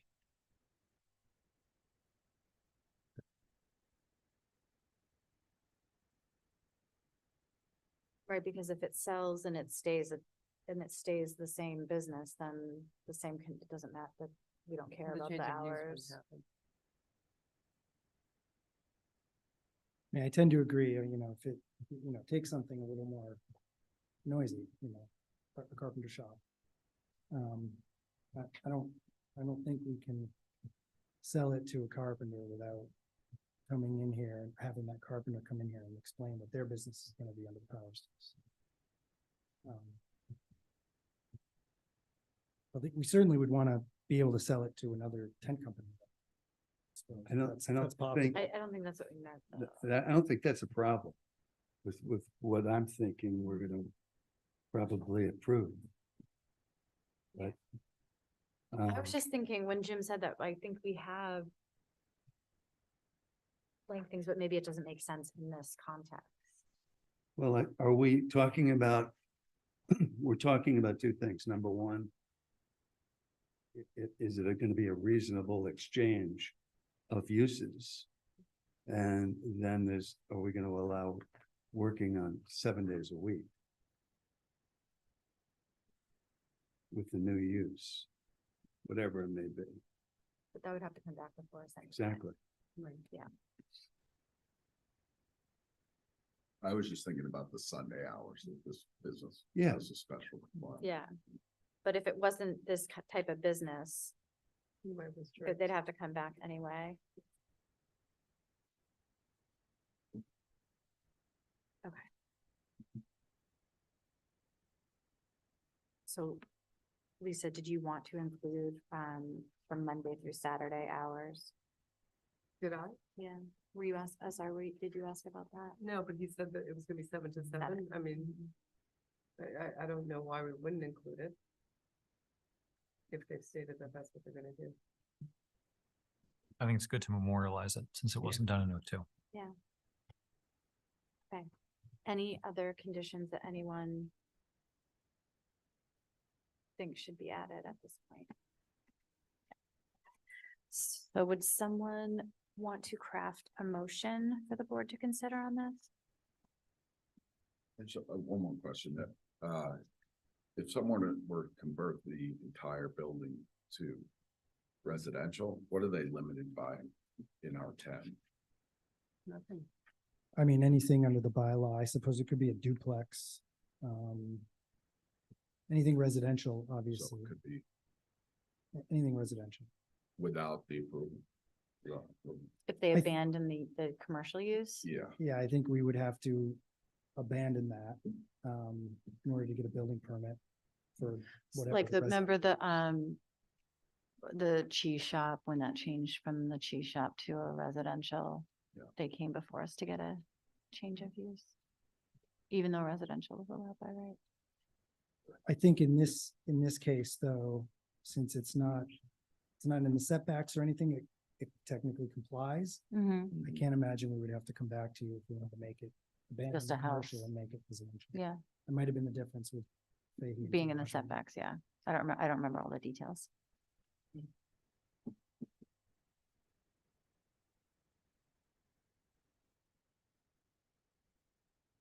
there'd be any reason to let.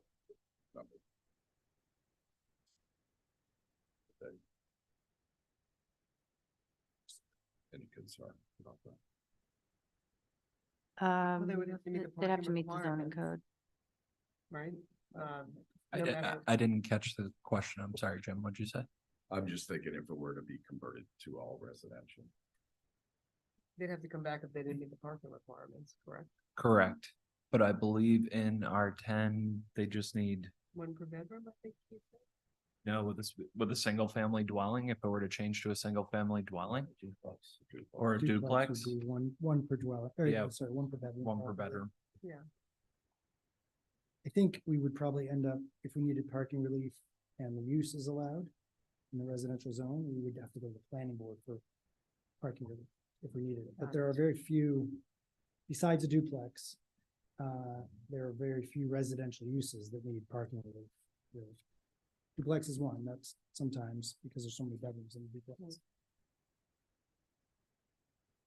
Okay, so it looks like we are near a motion.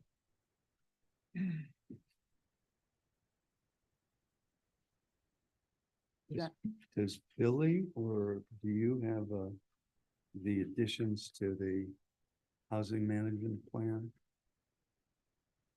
What do you mean? I don't have a copy of the housing management Okay. plan, so I was gonna ask one of you for that before we leave today. Sure. What do you mean the additions to it? Well, the other conditions that we came up with.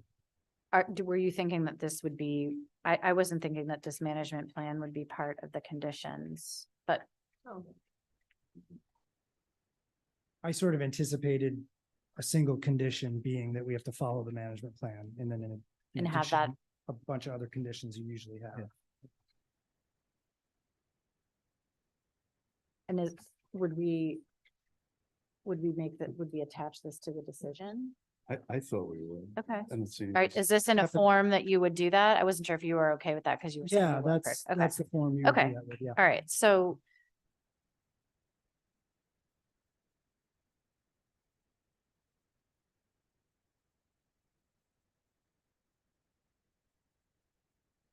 You want to try to do a motion? All right, I'll give it a whirl. Okay. Motion to approve the relief as requested to modify the existing zoning board of appeals decision to allow for the removal and construction, the removal of the existing building and the other buildings, and construction of the new building as shown on the attached site plan, with conditions A, B, and C from the previous decision still being in full force and effect, with the additional conditions of that the applicant shall abide by the housing management plan, which shall be attached to the decision, that the hours of operation shall be Monday through Saturday from 7 to 7, with 9 to 5 on Sundays, that there will be, and I imagine you could get Art to do this, but instead of having the evergreen screening, having the site plan show hornbeam screening, and ensuring that all trash is being screened from the road. Were there any other conditions? Parking is delineated on the plan attached. And air conditioning on with windows closed on the first floor during working hours and garage bays closed when not in use. That would be my motion. I think there were bus passes mentioned. Oh, yeah, and well, and that the applicant will purchase bus passes rather for employees. That is I my think motion. Mr. Beaudette's being very generous buying those passes, So nice. considering that there's not going to be a charge for the bus system by the time this gets. Oh, really? Is that right? Yeah. Oh, we're wiping out the cost? That's what I read. Oh, I didn't read that. In that case, we'll buy 2 for every employee. Sweet. Okay, so that motion is made. John Brescher made the motion. Who would like to second that? Second. And Michael O'Mara seconds that. Okay.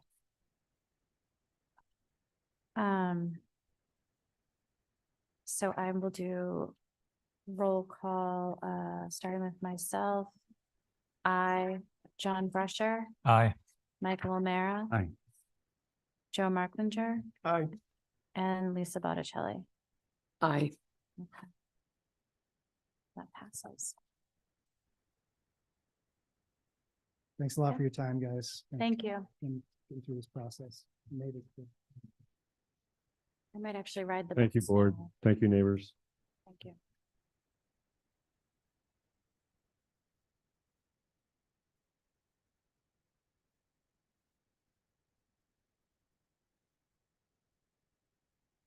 Okay, so we are going to move on to application 14-23. This is 12 Academy Lane, and Rick Beaudette is presenting again. Rick, we'll give you a minute because I want to organize here, so take your time. Oh, one question I was going to have for you, do you have, while you're in there, do you have a bigger plan than what was in the Mm-hmm. Okay, it was just hard to read. That's okay. It's okay. I should have asked earlier.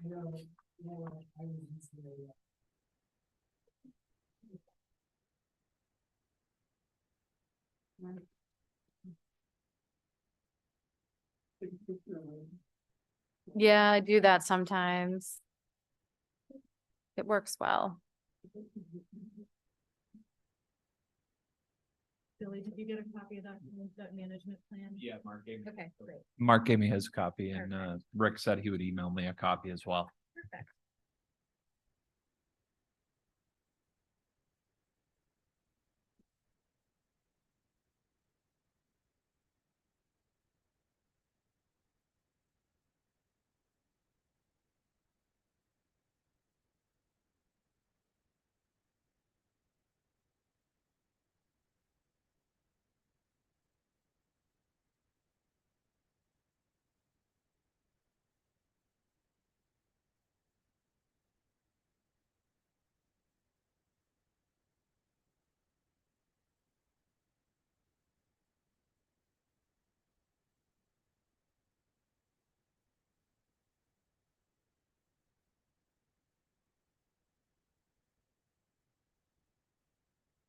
Okay, Rick, whenever you're ready, you have the floor.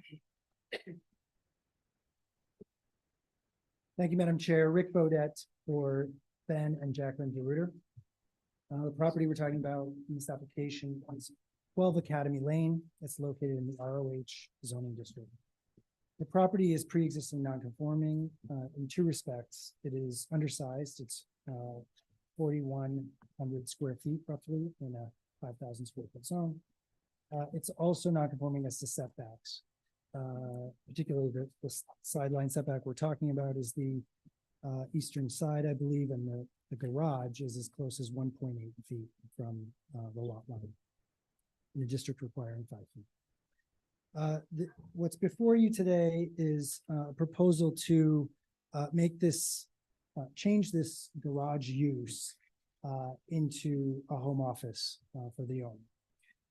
You may notice in the application packet, my client did go last year and got administrative relief from the zoning administrator to push the garage slightly forward by 31 square feet within the setback, but no closer to the lot line. And in doing so, they were granted relief to allow that. They then went and applied for a building permit to do that work and also convert the back portion of this garage into a home office. And they were denied a permit because technically under our bylaw, we have to come to you when we alter a use in a pre-existing non-conforming structure. The use we're asking for, the use that exists, the garage obviously is allowed in ROH. So is an outbuilding that you would use as an office. I should say also the very front part of the shed will be for storage, more like a shed than a garage. It will look like a garage. And so the back portion of this structure is proposed to be a home office with a bathroom in it for my client. And that's essentially what's before you. The standard, I did notice in the staff report that the powers test was mentioned. I don't, with respect to Billy, I don't think that's the standard. I think it's substantially more detrimental. But you know, not surprisingly, we don't think it's substantially more detrimental to the neighborhood. It's all interior work that we're going to be doing. The office obviously is not open to the public. It's just for my clients' use. So happy to answer any questions you guys have. Any shower or bath facilities in the bathroom? Well, definitely, let me see, I thought I had a plan of it. I want to say yes, Susan, I can't remember, but I'm going to say yes to be safe because I thought I saw, I don't have the plan. So I'm going to say yes. I feel like I saw, it was not a half bath, I don't think.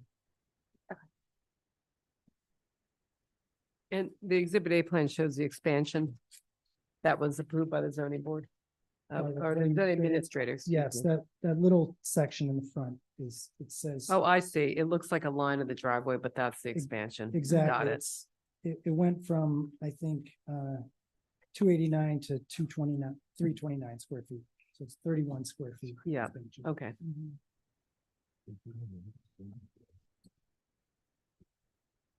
And Madam Chair, I did want to also clarify what Rick said. I got a little overzealous in my application of the powers test on this staff report, and it was incorrect. So I apologize.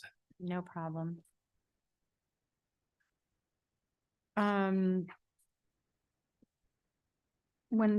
When you're changing to a home office, the permit that's issued for that from the building department, does that specify not for human habitation like a studio? I think it should, yes. Okay. In fact, we're happy with that condition if you Okay. want to make sure it's there. But I think, I've never done it, but I'm pretty sure that should say not for human habitation because there is no kitchen. Yeah. And there is no sleeping facilities. Yeah, that was my only, that's my only clarifier for this one. For me, Really looks reasonable. Madam Chair, I have a Yes. question. sure. Is the required off-street parking still available on the lot when this conversion takes place? I think it is. They have the There are driveway in two- the back. Two separate, yes, but there's two separate and you're only required to have one per dwelling. Right. So the answer was, yes, there is still gonna be a parking space. Yes. Yes. Okay. That rear portion isn't changing. I can't really see what it says, but I think Yeah, it says me neither. proposed something drive, gravel drive, maybe? Yeah, shell, I think it says Yeah. proposed shell drive, All and the way there's up to an the building. 8x20 or 9 by there's a parking space. Oh, 9x20 parking 9x20 space. parking space. Yeah, sorry, guys, I should have a bigger site plan for you. We're not as young as we used to be. Tell me about it. All right. Yes. I will take public comment. Is everyone on the board, have any other questions for Rick at this point or? No, all right. So yes, just identify yourself for the audience. Thank you, Sarah Alger. I represent Leslie and Wayne Whitress, who live directly next door at 10 Academy Lane. Mrs. Whitress was supposed to be on, but I don't know that she's been able to navigate that. Anyway, their house, this garage is 1.8 feet at its closest point to this, to the Whitress property. They're going from a garage use, which has been very low key and kind of non-impact, to now having an office probably used for human habitation. Unfortunately, you can put all the conditions in the decision that you want, but I don't think that there's a lot of enforcement happening in terms of where people live. But even if it was just an office, there's going to be noise, potentially televisions. The full bathroom is definitely a signal and a concern. This is 1.8 feet from the property line. The Whitresses love to have their windows open. They're potentially going to be hearing whatever noise is coming out of the office, the flushing of this new toilet. It's a property that's going to be used, according to the conversation my client had with the owner, for short-term rentals, although he will at times be using it for himself. We don't know how those short-term renters are going to use that office space. Will it be for a living? What will it be for? It's a big change to go from a garage to an office, and then from an office to potentially a legal living space. I think if you're inclined to grant this, you should put some conditions on it. It should be very clear that it can't be used for human habitation. You should require the closing off of the existing gravel curb cut, because they don't have permission to have two curb cuts on this lot. If they're going to put the driveway where they're showing it on the other side of the house, then this curb cut from Academy Lane should be shut down. And we'd like also to have no exterior lighting that would come onto our property.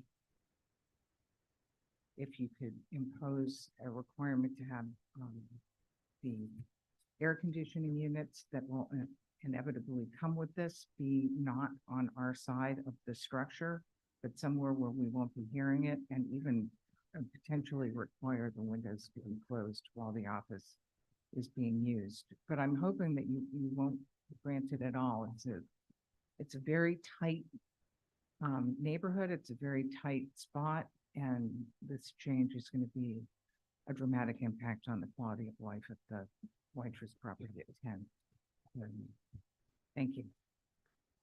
Do we have are there windows on the east side of this building? Yeah, I think there is one in the bathroom. There's a window now, I guess, but I think there is a window on in the bathroom. Yes, Are you planning on having air conditioning? I assume so. And so And- air and conditioning you can't units, put an AC unit in the setback anyway, so. right, so I'm they fine could, with a condition that it's not on that side. right, it could go in the back or on the other side. And what about the curb cut? Is that, are both curb cuts there now? No, it looks like No, one I is. think Sarah's right. If Sounds we like want to suspect. keep that, we'd have to go to the planning Oh, the board one on anyway. this We're side not is- proposing to keep that. Yeah. We have to have Oh, one. So, Oh. sorry, I just can't read it. So the one that's on Westminster is new?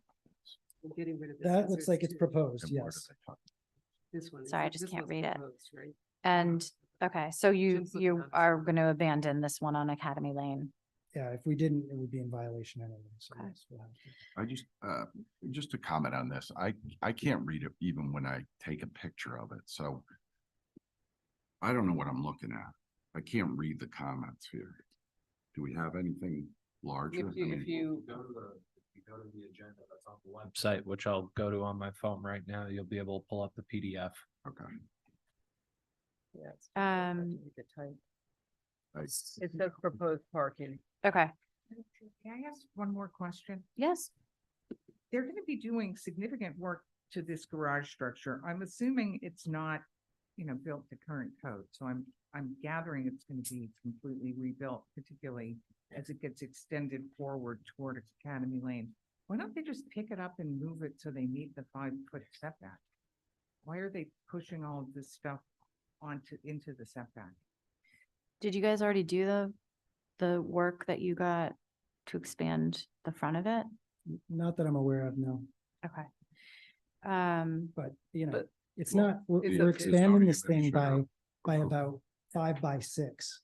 So that's not much of an expansion. Yeah. A, it's allowed, B, and C, it's unreasonable to ask us to pick up a garage when we have one, we have the structure right there, and we can just retrofit the inside of it. I mean, why would I even come here if we were gonna pick up the garage? I wouldn't. Exactly.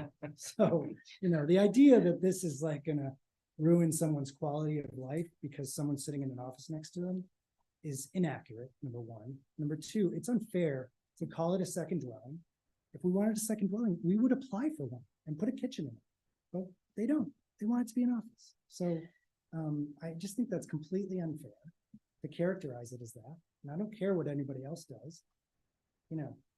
I'm able to get things approved because you trust me when I say this is what it's going to be. And if it's something else, then the neighbor should immediately call Marcus. That's all we can say. I mean, you don't not give a 16-year-old a license because 16-year-olds are dangerous. You give them the benefit of the doubt and you let them drive until they prove otherwise. And it's the same thing for permits, guys.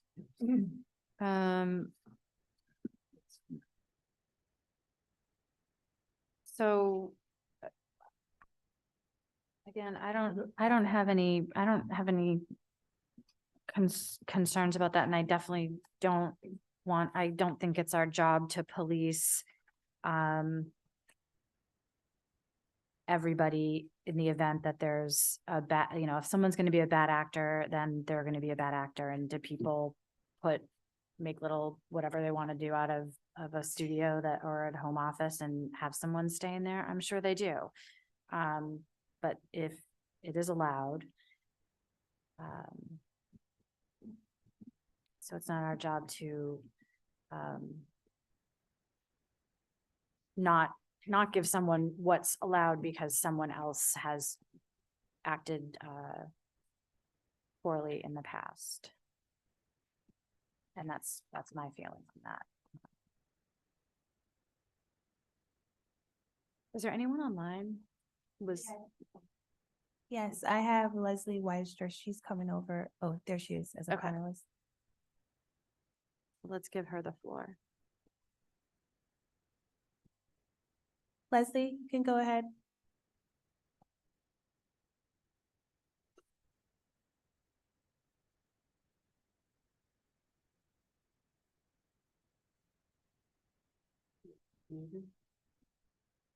Should have been. Wait, Okay. can you hear me now? Because I just Two unmuted. corrections Uh, on mine. Leslie, can you mute the background, the YouTube for the meeting? Wait, okay. I don't know how to do Formatting on this. page 18. Well, close Okay. YouTube down. And then Okay. on page 21, just Okay. mine.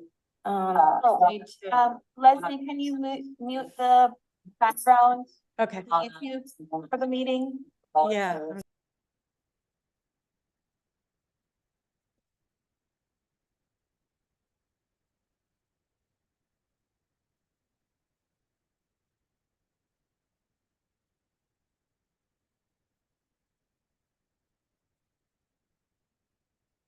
Hey, Leslie, you can unmute yourself now.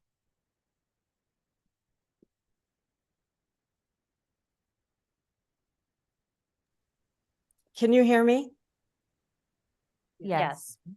Oh, great. Okay. So obviously, my name is Leslie Whitetress and I live at 10 Academy Lane. My husband Wayne and I are very opposed to our neighbors converting their garage that sits 1.8 feet away from our property line and just a few feet away from our dining room window. We have a very small house and that garage has always been used as a garage, not a living space. It's a tight neighborhood. I've been on Nantucket since the 1960s.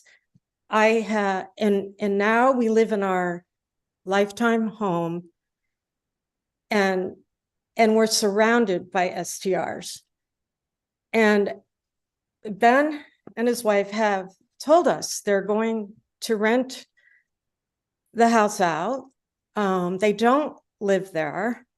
They'd like to spend more time on Nantucket. Yeah, a lot of people would, but we're still going to be we're going to be a couple feet away from another place where renters will be. And no one can control it. So, and I know it because we've been we're surrounded by renters. And this is going to be just another noise creating room that we're going to have to listen to. And I didn't know what to do. We've been, we bought this house thinking that, we were on Main Street for 30 years and we bought this house in 2016 and we don't rent our home.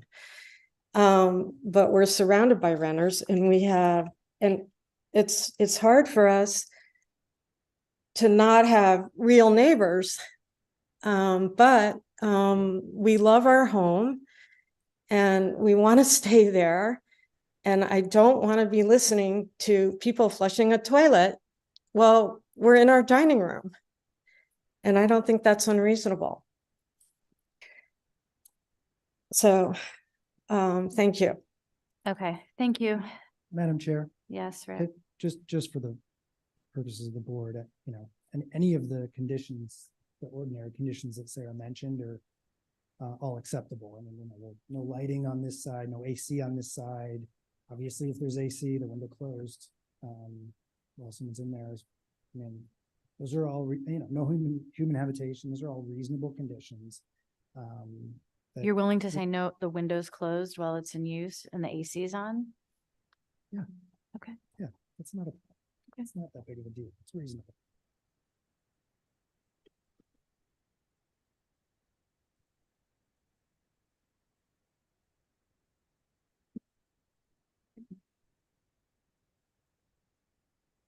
Can we just talk about how this, the way I read it, how this came about? So we weren't involved. It was a zoning administrator decision on this last year to expand it 3 feet. Was that with the intention of converting it to an office space, or did they get a bigger car, or what was the reason why they expanded this structure? Yeah, I think this was part of the plan all along. I mean, that's my understanding. I wasn't involved back then. I just kind of jumped in. Because they went to make the application and it got denied because the use changed. Yeah. So they didn't anticipate that that was gonna become an issue. Right. We probably would have just come here for all of it. Yeah, if we'd okay, known. I got you.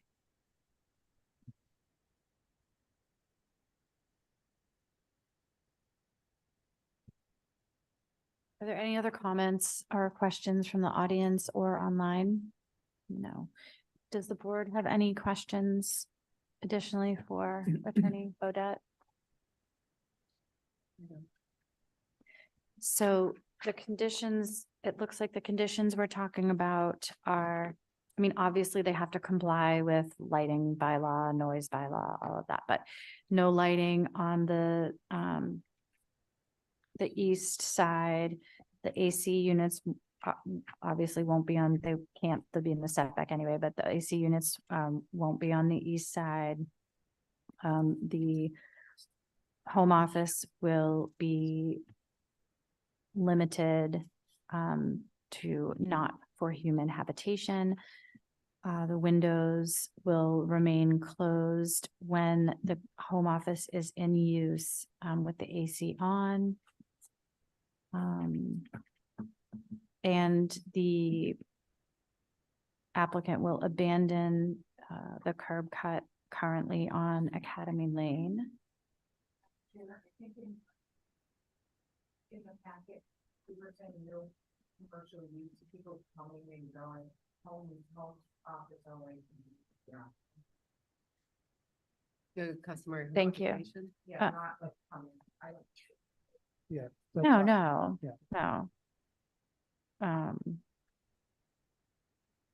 So yeah, we're not in any way blessing a commercial use or it's just a simple, my understanding was it's not even like a customary home occupation where someone would be like having people come. It's just for a space for someone who's working remotely to work.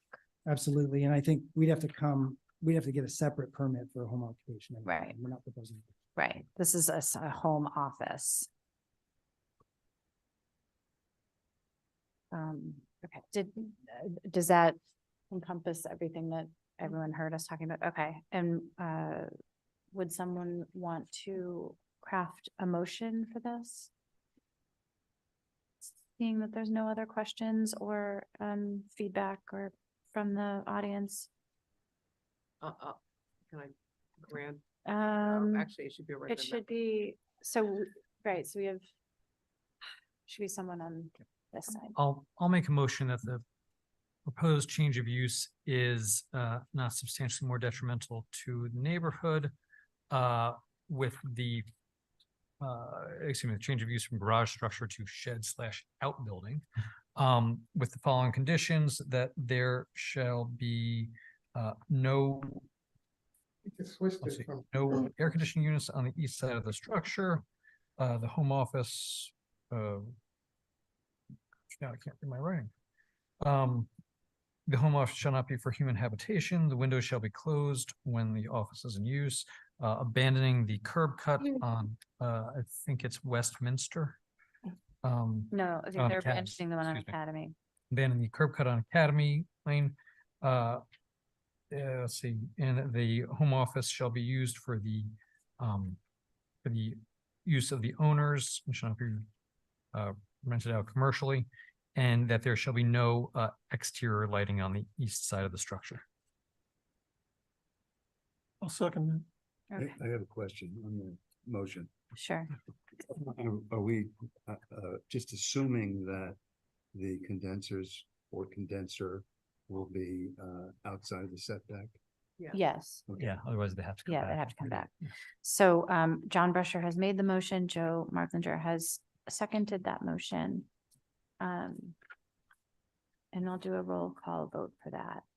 So when I call your name, if you're in favor, say aye. Myself, aye. John Brescher, Aye. Joe Marklinger, Aye. Michael O'Meara, Aye. and Lisa Botticelli. Aye. So that passes. Thank you very much, everyone.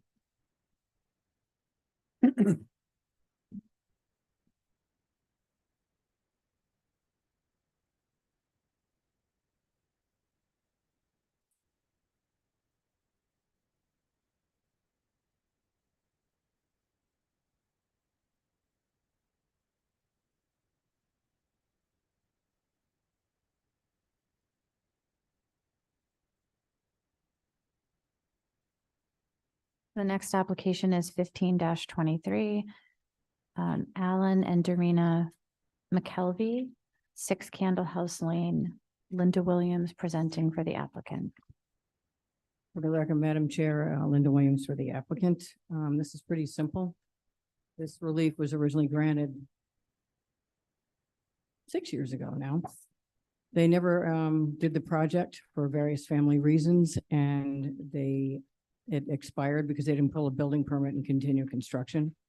So they're coming back for exactly the same thing that they got before. And because we had to go back to the HDC and re-up that one, they asked us now, when you're doing a demo and reconstruct, they ask you to put in 2 separate applications and not all under one application. So we put in a request for demolishing just the wooden structure, the foundation as was required in the original ZBA application, and approval is remaining in place. And so we got a demo permit with a different COA number, and we got a renew permit on the elevations to reconstruct the wooden part of it and put a studio on the 2nd floor, not for human habitation. And so that forced us back into here to re-up that one and to clarify in the new decision, the new COA numbers, and that it is still going to come down to the foundation. The foundation remains, which tags the setback because it's an elevated foundation on one side because the grade changes so drastically behind 21 Pleasant Street to this property. So that's a lot simpler than what you've heard today. So condition A on the existing permit or the expired permit's going away. What does it read? That one is there shall be no major excavation when renovating the foundation of the structure because Yeah, you're not that- renovating the foundation anymore. Well, we're repairing it, but it's repaired in where it's sitting. It's got a crack in it, so we'll repair it where it sits. So the foundation remains as it was in the original. And you haven't gone through the HEC to get the demolition approval yet? You're in line? No, we've got them both. Oh, they're just not submitted. Everything's. We didn't have the right here. numbers at the time the application came in. I believe Billy included them Okay, in the staff approval. So there's no other. There's no substantive changes to the permit that was issued other than we can remove the concerns about the foundation work. It's the same as what you had in your original.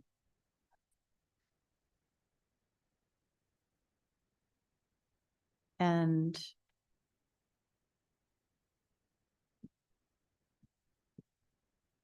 sorry,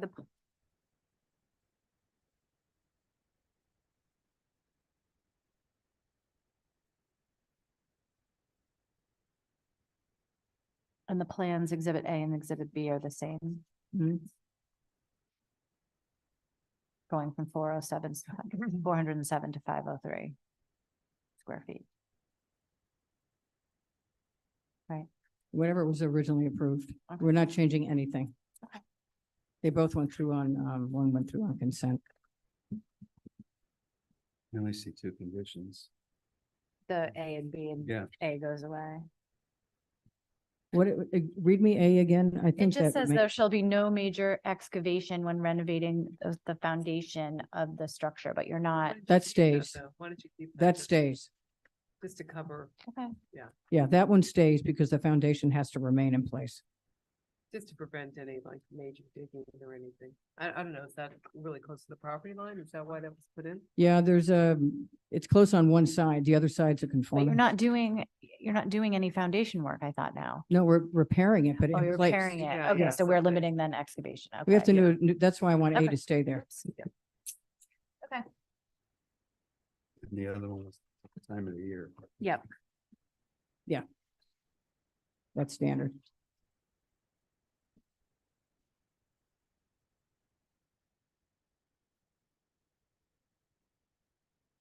Madam Chair, Sure. I really would have thought that recording the decision qualified as activated. No, you have to pull a building permit to But you're activate taking the steps in decision. reliance. Hmm? But you're taking steps in reliance. on- It does not, it doesn't matter. That's a construction. If it was a lot separation, it's different. This requires you to pull a building permit under the 40A. I've been through this a million times. I think you also don't, doesn't it mean you have to put in the decision that recording the decision? Like if you put in the decision, Hmm. recording the decision constitutes activation, then I've known some people to do that in the past. But so. only on certain types, not one that involves construction. That has to pull a building permit to activate the thing. And I have to go back to the HDC within 3 years, 3 years expired there. So the whole thing had to be redone. Yeah, I don't have any issues with this. I Just don't either. philosophically, I don't like that. Yeah. But- Okay, so does anyone have any other, it seems like they're just curing a timing issue. Any questions for Linda? And is there anyone, and if not, is there anyone in the audience? No. I just want to note that I'm going to do the decision over the weekend because we got delayed because of the notice problems in October. We wanted to start in November. And we're all lined up to start. So I'm going to do the decision this weekend, draft and hand it to Billy. So if we could get that signed, this one and the next one are under time constraints. I'll get them to Billy and then he can get them to you. We will do the best we can, as we always do, to get them done in a timely Holidays are manner. coming. Yes. Okay.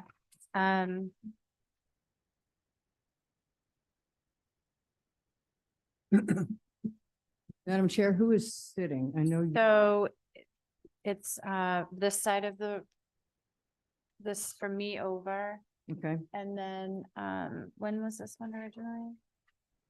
And it can be Lisa. I mean, I don't right? remember you saying that. Okay.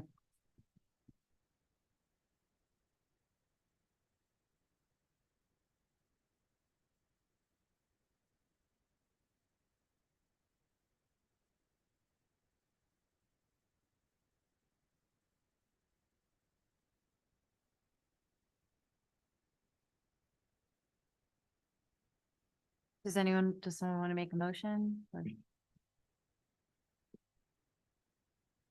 Sure.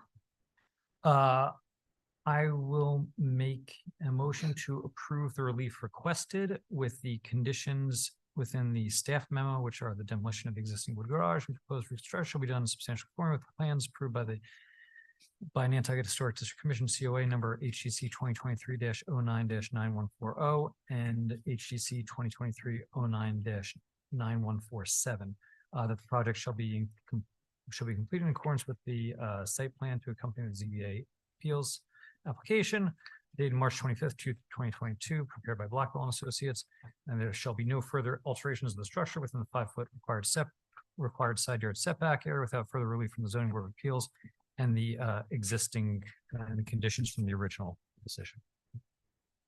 Second.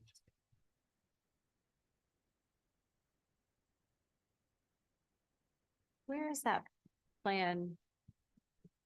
The 2022 plan?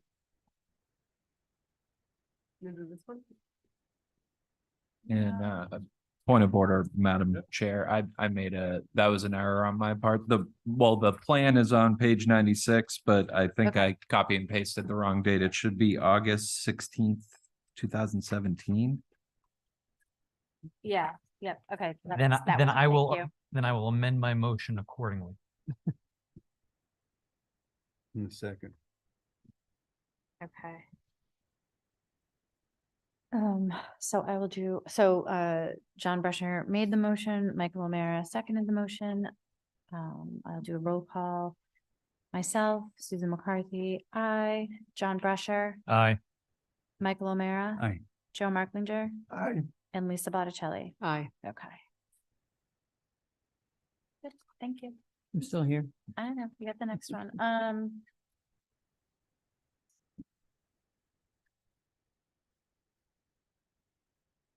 So the next application, 1623, I am going to recuse from.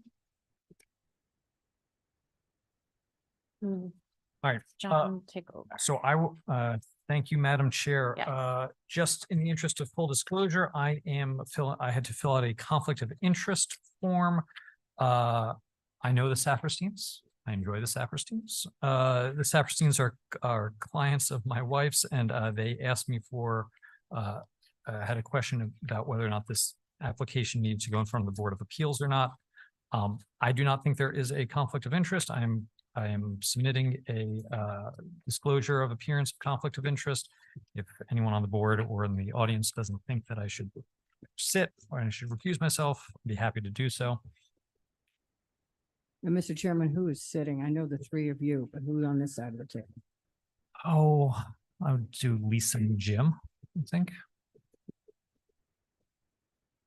Lisa, yeah. Lisa and Jim, I think we'll sit. Yeah.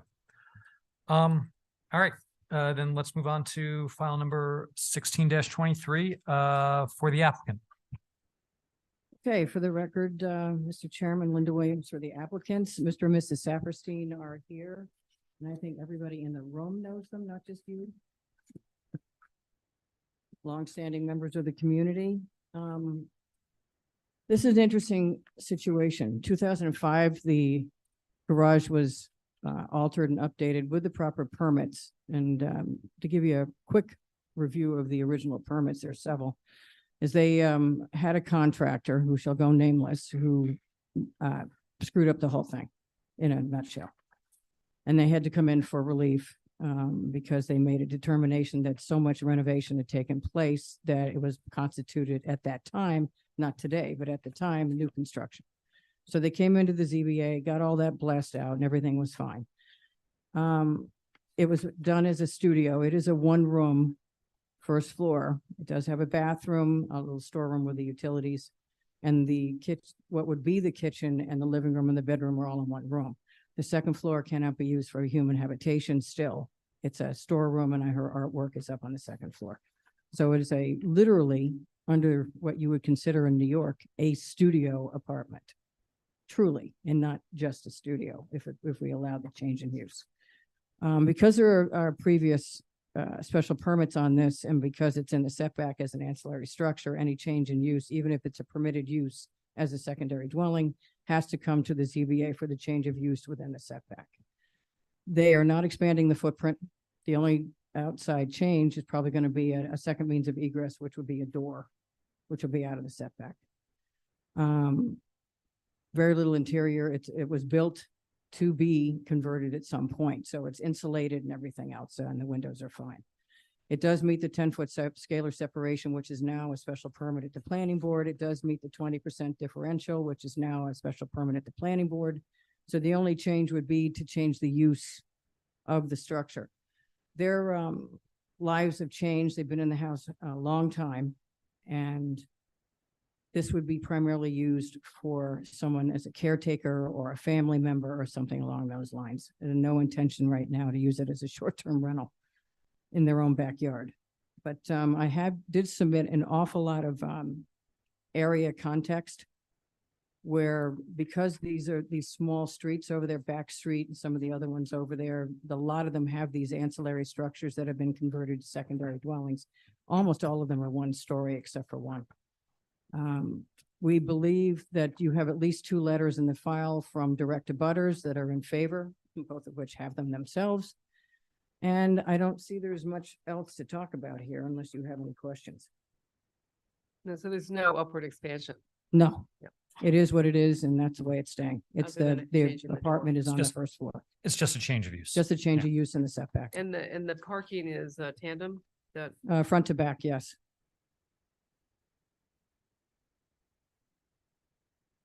Yes, Michael. Is the generator pre-existing non-conforming? Generator was dealt with in a previous there's a decision. special permit in here Yeah. that we approved. Yeah, that was another special permit.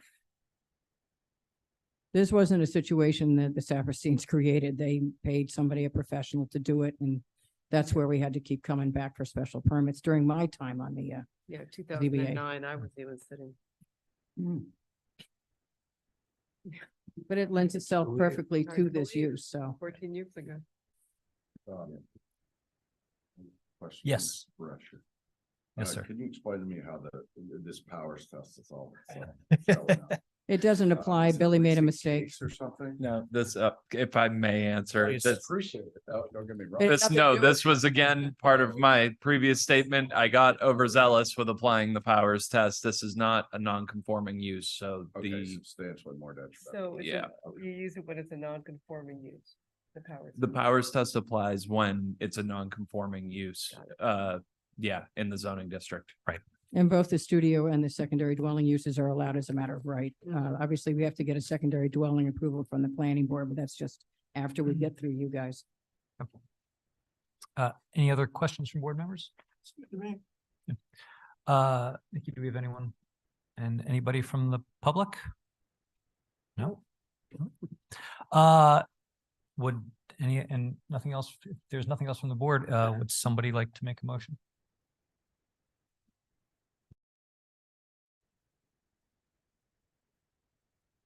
I'll make a motion to approve it as submitted. Okay, motion's been made. Is there a second? Second. Do me a Great. favor, in part of your motion, no further expansion within, keep some of the original conditions that apply, which is no further expansion. There are other conditions beside the 2 that we're asking for relief from. And they were fine to stay in place. Including the existing conditions. Okay, so it's just taking D and F out and keeping the rest of them. Will you amend your motion? I'll amend my motion to include Linda's suggestion. You'll second the amended motion? Sure. Okay, motion has been made and seconded. Hearing no further debate, we'll do roll call vote. John Brescher, aye. Joseph Markwinter, Aye. Michael O'Mara. Aye. Lisa Botticelli, Aye. and Jim Mondani. Aye. Okay, Thank you very much and have a Well done. great Thanksgiving. It can't, I'm still looking for Memorial Day, so I don't know how we got here.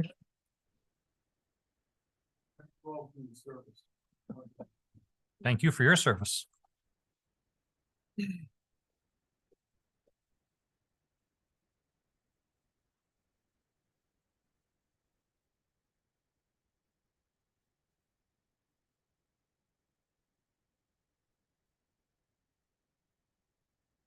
Okay, so next we're on to file 17-23, 6 and 6A Washington Avenue. And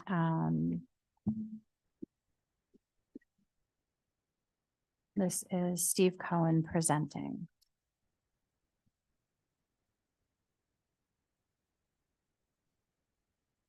Go ahead, Stephen.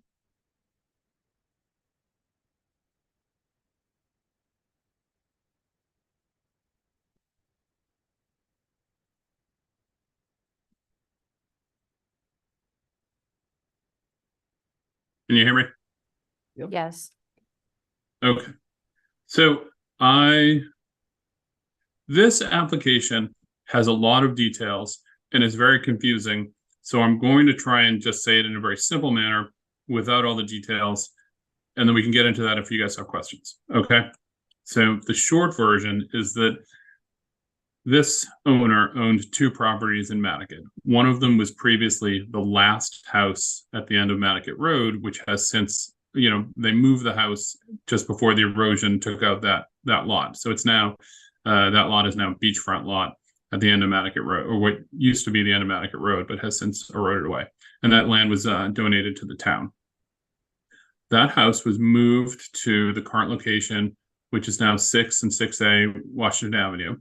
And at the time it was being moved there, it was determined that there was a house and a garage, and that moving it there would be over ground cover. And part of that was caused by the fact that the zoning was changing at the time and less ground cover would be allowed. And part of it was that the house was oversized to begin with. The house being moved was oversized to begin with. And the solution that Paul Jensen, who was the attorney who handled it at the time, came up with was to have a portion of the house cut off and to do a 4181L subdivision, which created some magic new ground cover, because each of those lots benefited from having the alternative minimum of 1,500 square feet of ground cover, which was more than what was allowed under the ground cover ratio of a single lot, if you guys are following me. So that is that page 167 shows the 4181L. That shows 2 lots. Yeah, there's 2 lots. Yes. Okay. So I'm not going to go through the laundry list unless you want to, but there's a number of pre-existing non-conforming aspects of the existing houses, the house and the garage, and then of the house that was there and the house that was moved there. The problem that we have now run into is that the septic system, which was a shared system for both lots and both structures, is a shared system, and that has failed. And so now we need to go through installing a new septic system, meeting new updated Title V regulations, and we're running into issues where having that on 2 separate lots is creating variance issues under public health rules that are extremely difficult to obtain and frankly not desirable. Steve, and so the alternative that, yeah, is it a functional fail or technical fail? Functional. I'm sorry, what? It's a function. It was functional. Yeah. Okay, thank you. Yeah, so just for people who aren't sure, a technical fail would mean it's a code issue, and a technical failure means that there's a real failure of the system or the soils, which is the case here. So, and I think Don Bracken is either there or online, available if needed to get into the Board of Health stuff. I'd prefer not to, because I think it's confusing, but if you have questions on it, we can certainly get into it. So what I would like to ask, what we're asking the board to do, is to allow for the re-merger of these 2 lots from 2 single-family lots to 1 lot with a primary and a secondary dwelling on it. And that would create a small overage of the ground cover that for the existing buildings, but it would not allow for anything else. And in fact, it would give up a significant amount of ground cover that's currently available. If we go through the Board of Health process, then there would be several hundred square feet of ground cover available to increase the use of the property. And if we do this, then actually all of that would disappear and the property would be limited to what's there, and any conditions imposed by the board. And I'm happy to go through all the numbers which are in the application, but I think it's a little distracting. The net result here is that having a primary and a secondary dwelling on this lot as a single lot would be an overage of only 140 square feet of existing ground cover. And if we keep it as 2 separate dwellings and get that relief from the Board of Health instead, there'd actually be 668 square feet of available ground cover that's being given up by doing this. Is there a site plan that notes the lot area as 1 lot and all the ground coverage? Well, there's a as-built that shows it as 2 lots, but I don't believe that there's one that shows it as a proposed single lot. You'd have to do the math. Yeah, I just think it would be helpful. Oh, 165. Hold on. That's it. No, but that's from 14. And then the 167 shows Yeah. 2 lots. That's when it was. Oh, has the zoning changed though since 14? Yeah, it's VR now. There are new site plans. They just don't have the zoning information. So all I'm asking is if they can add the zoning information onto the new. Well, I mean, we could, but I guess what's You your, mean- do you have a specific question or concern? VR. But I think there's more structure now than is on the 2014 plan. Susan, if you look at these, Yeah, hold on, this one is. the building's a different shape. This building is not that building, so I just Oh, want to yeah, no, I was update it. looking at I'm looking at different Yeah, I plans. just want an updated plan that has the ground coverage information, so as an exhibit, it's all listed. Yeah, I Well, was. Yeah, looking we at a could certainly have that 162. prepared. I think the 165 one. That's what I'm looking at, is the correct one. 165. No, that's from The previous 2014. ones were proposed. No, but that's from 2014. No, but you were saying, I thought you were saying, sorry, that you wanted one that showed them before Well, they were because divided. If you look at this plan, which is from, oh, hang on, You're on 162 though. that's Yeah, 20. Yeah, this one's I think 20. that actually the 2014 plan does show. Proposed that they ended up cutting off some of it. Yeah, so you have. Got it. You have 165 shows. Is basically what they're asking for then. Right. That's right, Okay, except or with 128 square feet over the ground cover. yeah, I think it's 140, but the shed had that's shown in that plan has since been removed. Because that one shows, I think that one says 702, and then the more recent one is 713. What page is the more recent on? So 165 and then 167. Because 165 shows it as one lot. 167 shows it after it's been divided into. Two lots, right, but we need a new plan that shows it as one lot with a new ground cover. If it's different, if the ground cover between 165 and 167 is different, won't we want a plan that shows it as one lot with the new ground cover? Or is that 165? I think it's one. I think it's close to yeah, it's 165. close to 165. Made a few blips or something. Yeah, okay, because. Yeah, the only difference is that 128 over instead of 140, but that's fine. I was looking at an old plan. Right. So this would be exhibit A, 165. So Steve, just for. Yeah. There's no ability to do their own separate septic system on each lot.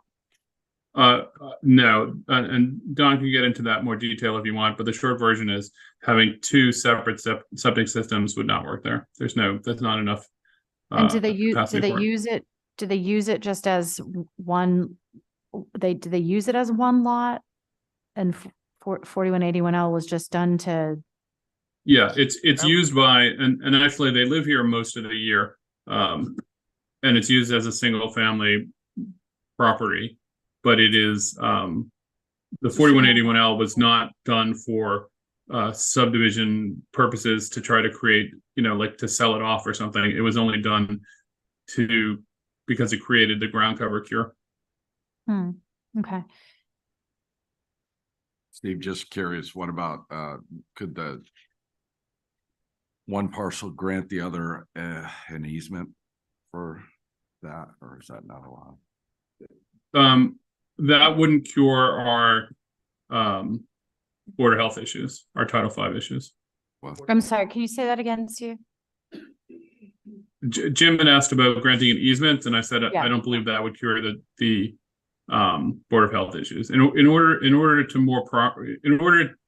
to get to a Board of Health solution that we actually think we can do, which is still difficult, it's better if it's one lot. If it's two lots, we think it would be next to impossible to get the relief we need.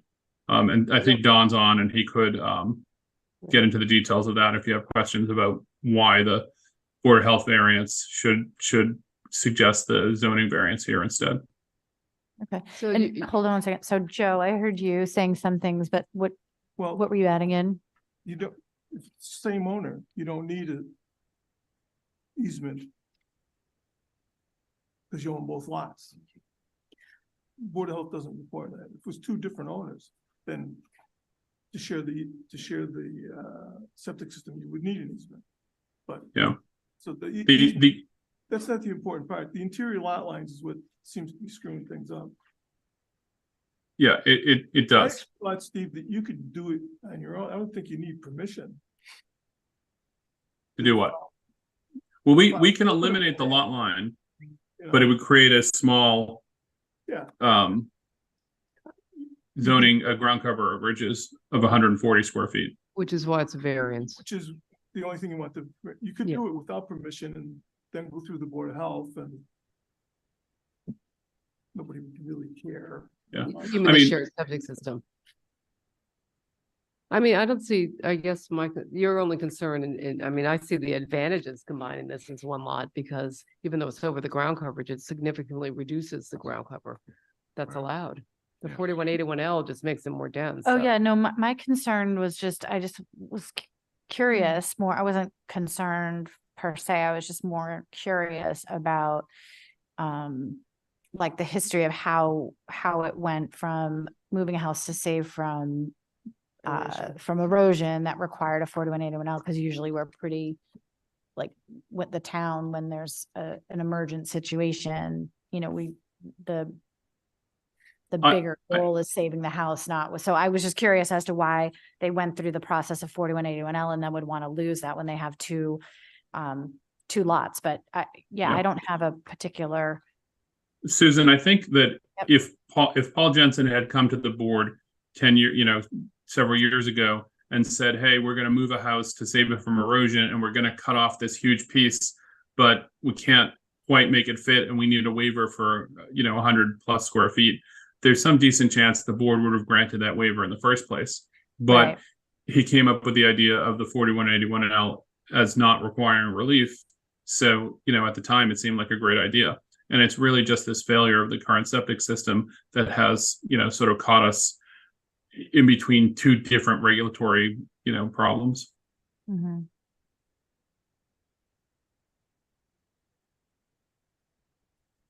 So does anyone have an issue with them abandoning this 4181L? And then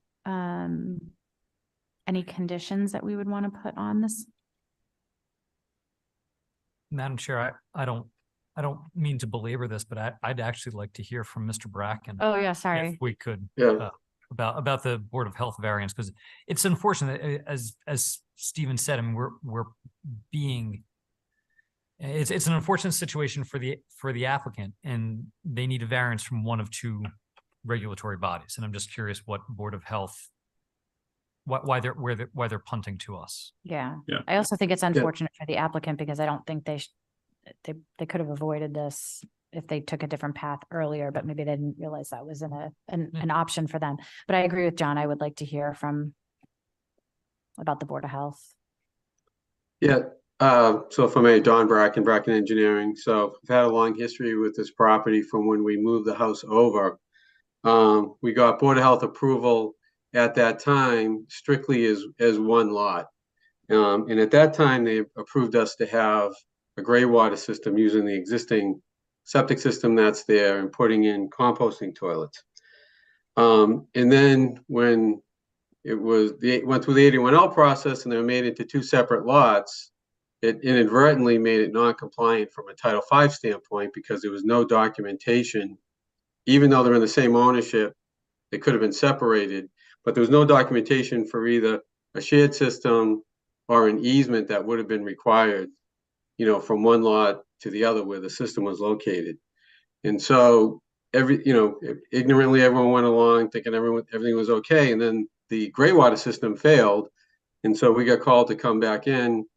And that's when it was realized that we would have to either go back and ask the Board of Health for variance, to have a shared system, which is required, or an easement. A variance is also required for that. But because there's a well in the neighborhood, and it's only a 13,000 square foot lot, we have a very limited area where we could fit a new leaching system with a reserve area. So if we had two separate systems, one with an easement, one without, there wouldn't be enough room to accomplish that.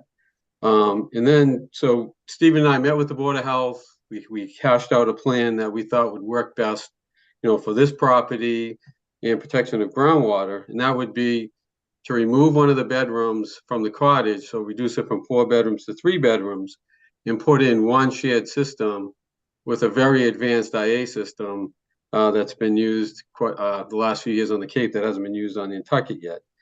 We think it's a much better idea for the environment. Now you can never have 2 separate owners. Now it's all one ownership, one maintenance program, one monitoring program for the system, and overall a much better situation than keeping them separate, creating the easements and all the other documents that go along with it. That's kind of what led us here, is to clean up, what was created by the 81L inadvertently. Madam Chair, through you. Mhm. I can ask Don. So Don, if they, let's hypothetically say that the Board of Appeals says, okay, fine, merge the lots back together. You're fine for the variance. And 10 years from now, either this owner or a future owner does another 4181L, because they arguably could. Can I understand? I think 6A is the larger lot. Can 6 ever have its own septic system, or is this effectively an unbuildable lot due to septic regulations? Yeah, it could never fit its own septic system on that small lot. It would have to go on the other lot. They would have to get involved in that shared system with an easement, et cetera. The other problem is the neighbor's well basically their protection zone basically encompasses that entire lot. So, I mean, not to say they couldn't tie into town water, but that still wouldn't solve it. There still wouldn't be enough room on that lot. And I don't think it would slip by the Board of Health next time, I would assume, or if the property ever got sold, I think it would easily be flagged. And couldn't we just put a restriction in that it could not have a 4181L in the future? Or unless they come back to this board. Right. I also think, yeah, like, so the lot 6 or 6A, whichever the smaller one is, as it was divided this time, couldn't have a septic, but they could divide it differently another time. If they did it again, they don't have to do that same. So spatial division. Madam Chair, if we re-subdivided, we would be creating a new zoning nonconformity. But just in case that was ever not the case, a condition that there would be no subdivision without relief from the board would be an acceptable condition. I think that's a good condition. Okay.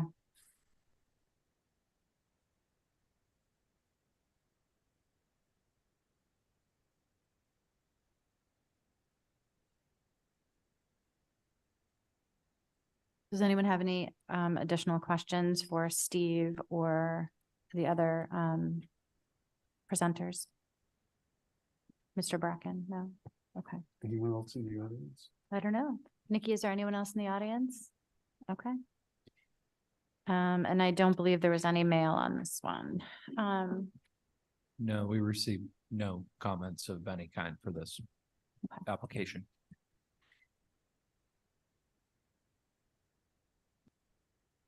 Would one of the members want to make a motion for this application? Sure. I'll make a motion to grant the requested variance relief due to the unique shape and structures on the lot. And soil conditions. Yeah, that's a good one.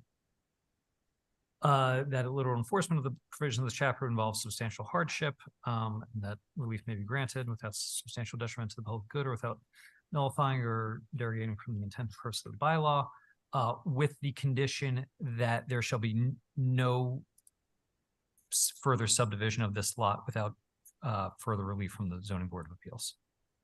Okay. Do I have a second? I'll second it. Okay, so John Brescher made the motion, Joe Marklinger seconded it. Do a roll call vote. Susan McCarthy, aye. John Brescher. Aye. Joe Marklinger. Aye. Michael O'Meara. And Lisa Botticelli. Aye. Okay. Okay, thank you very much. I appreciate it. Thank you. I believe that is it for us today.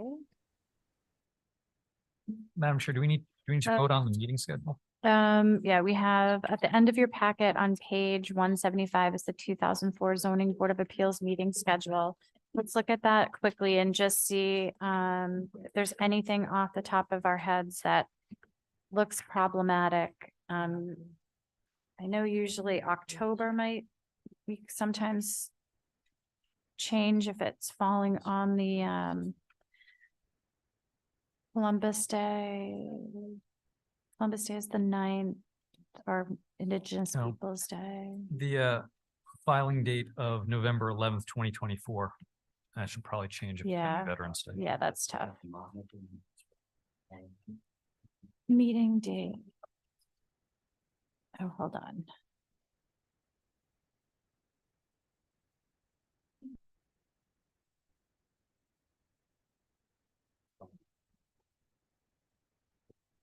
So we have our meeting for October scheduled for October 10th, which is the Thursday before Columbus Day weekend. I don't know if sometimes we move that if it's, or Indigenous Peoples' Day, sorry. My phone says both. If people go away for that weekend. I can't think that far in advance. Okay, I just know in the past we've bumped it. So you'd bump it to the 17th or the 3rd? Filing date is September 9th. Probably I don't know, what do you guys think, the 17th?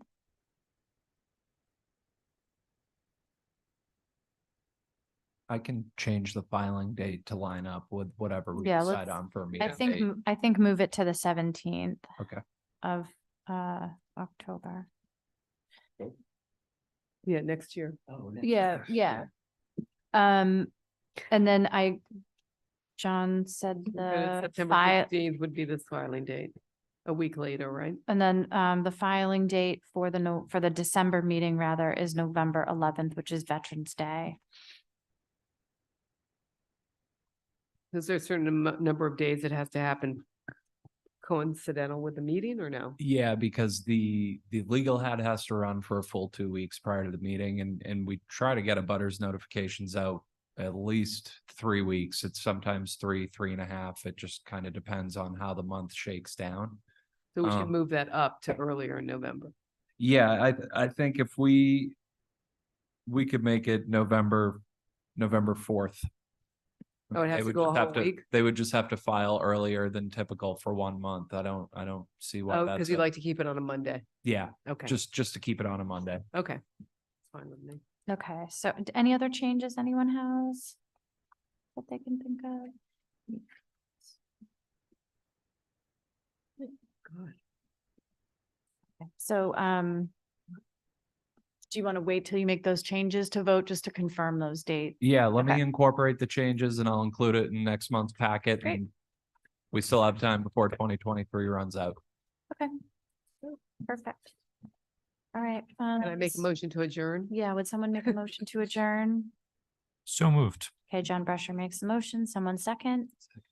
Michael Omaris. Oh, I heard Michael first. Sorry, Joey. Snuck it in there.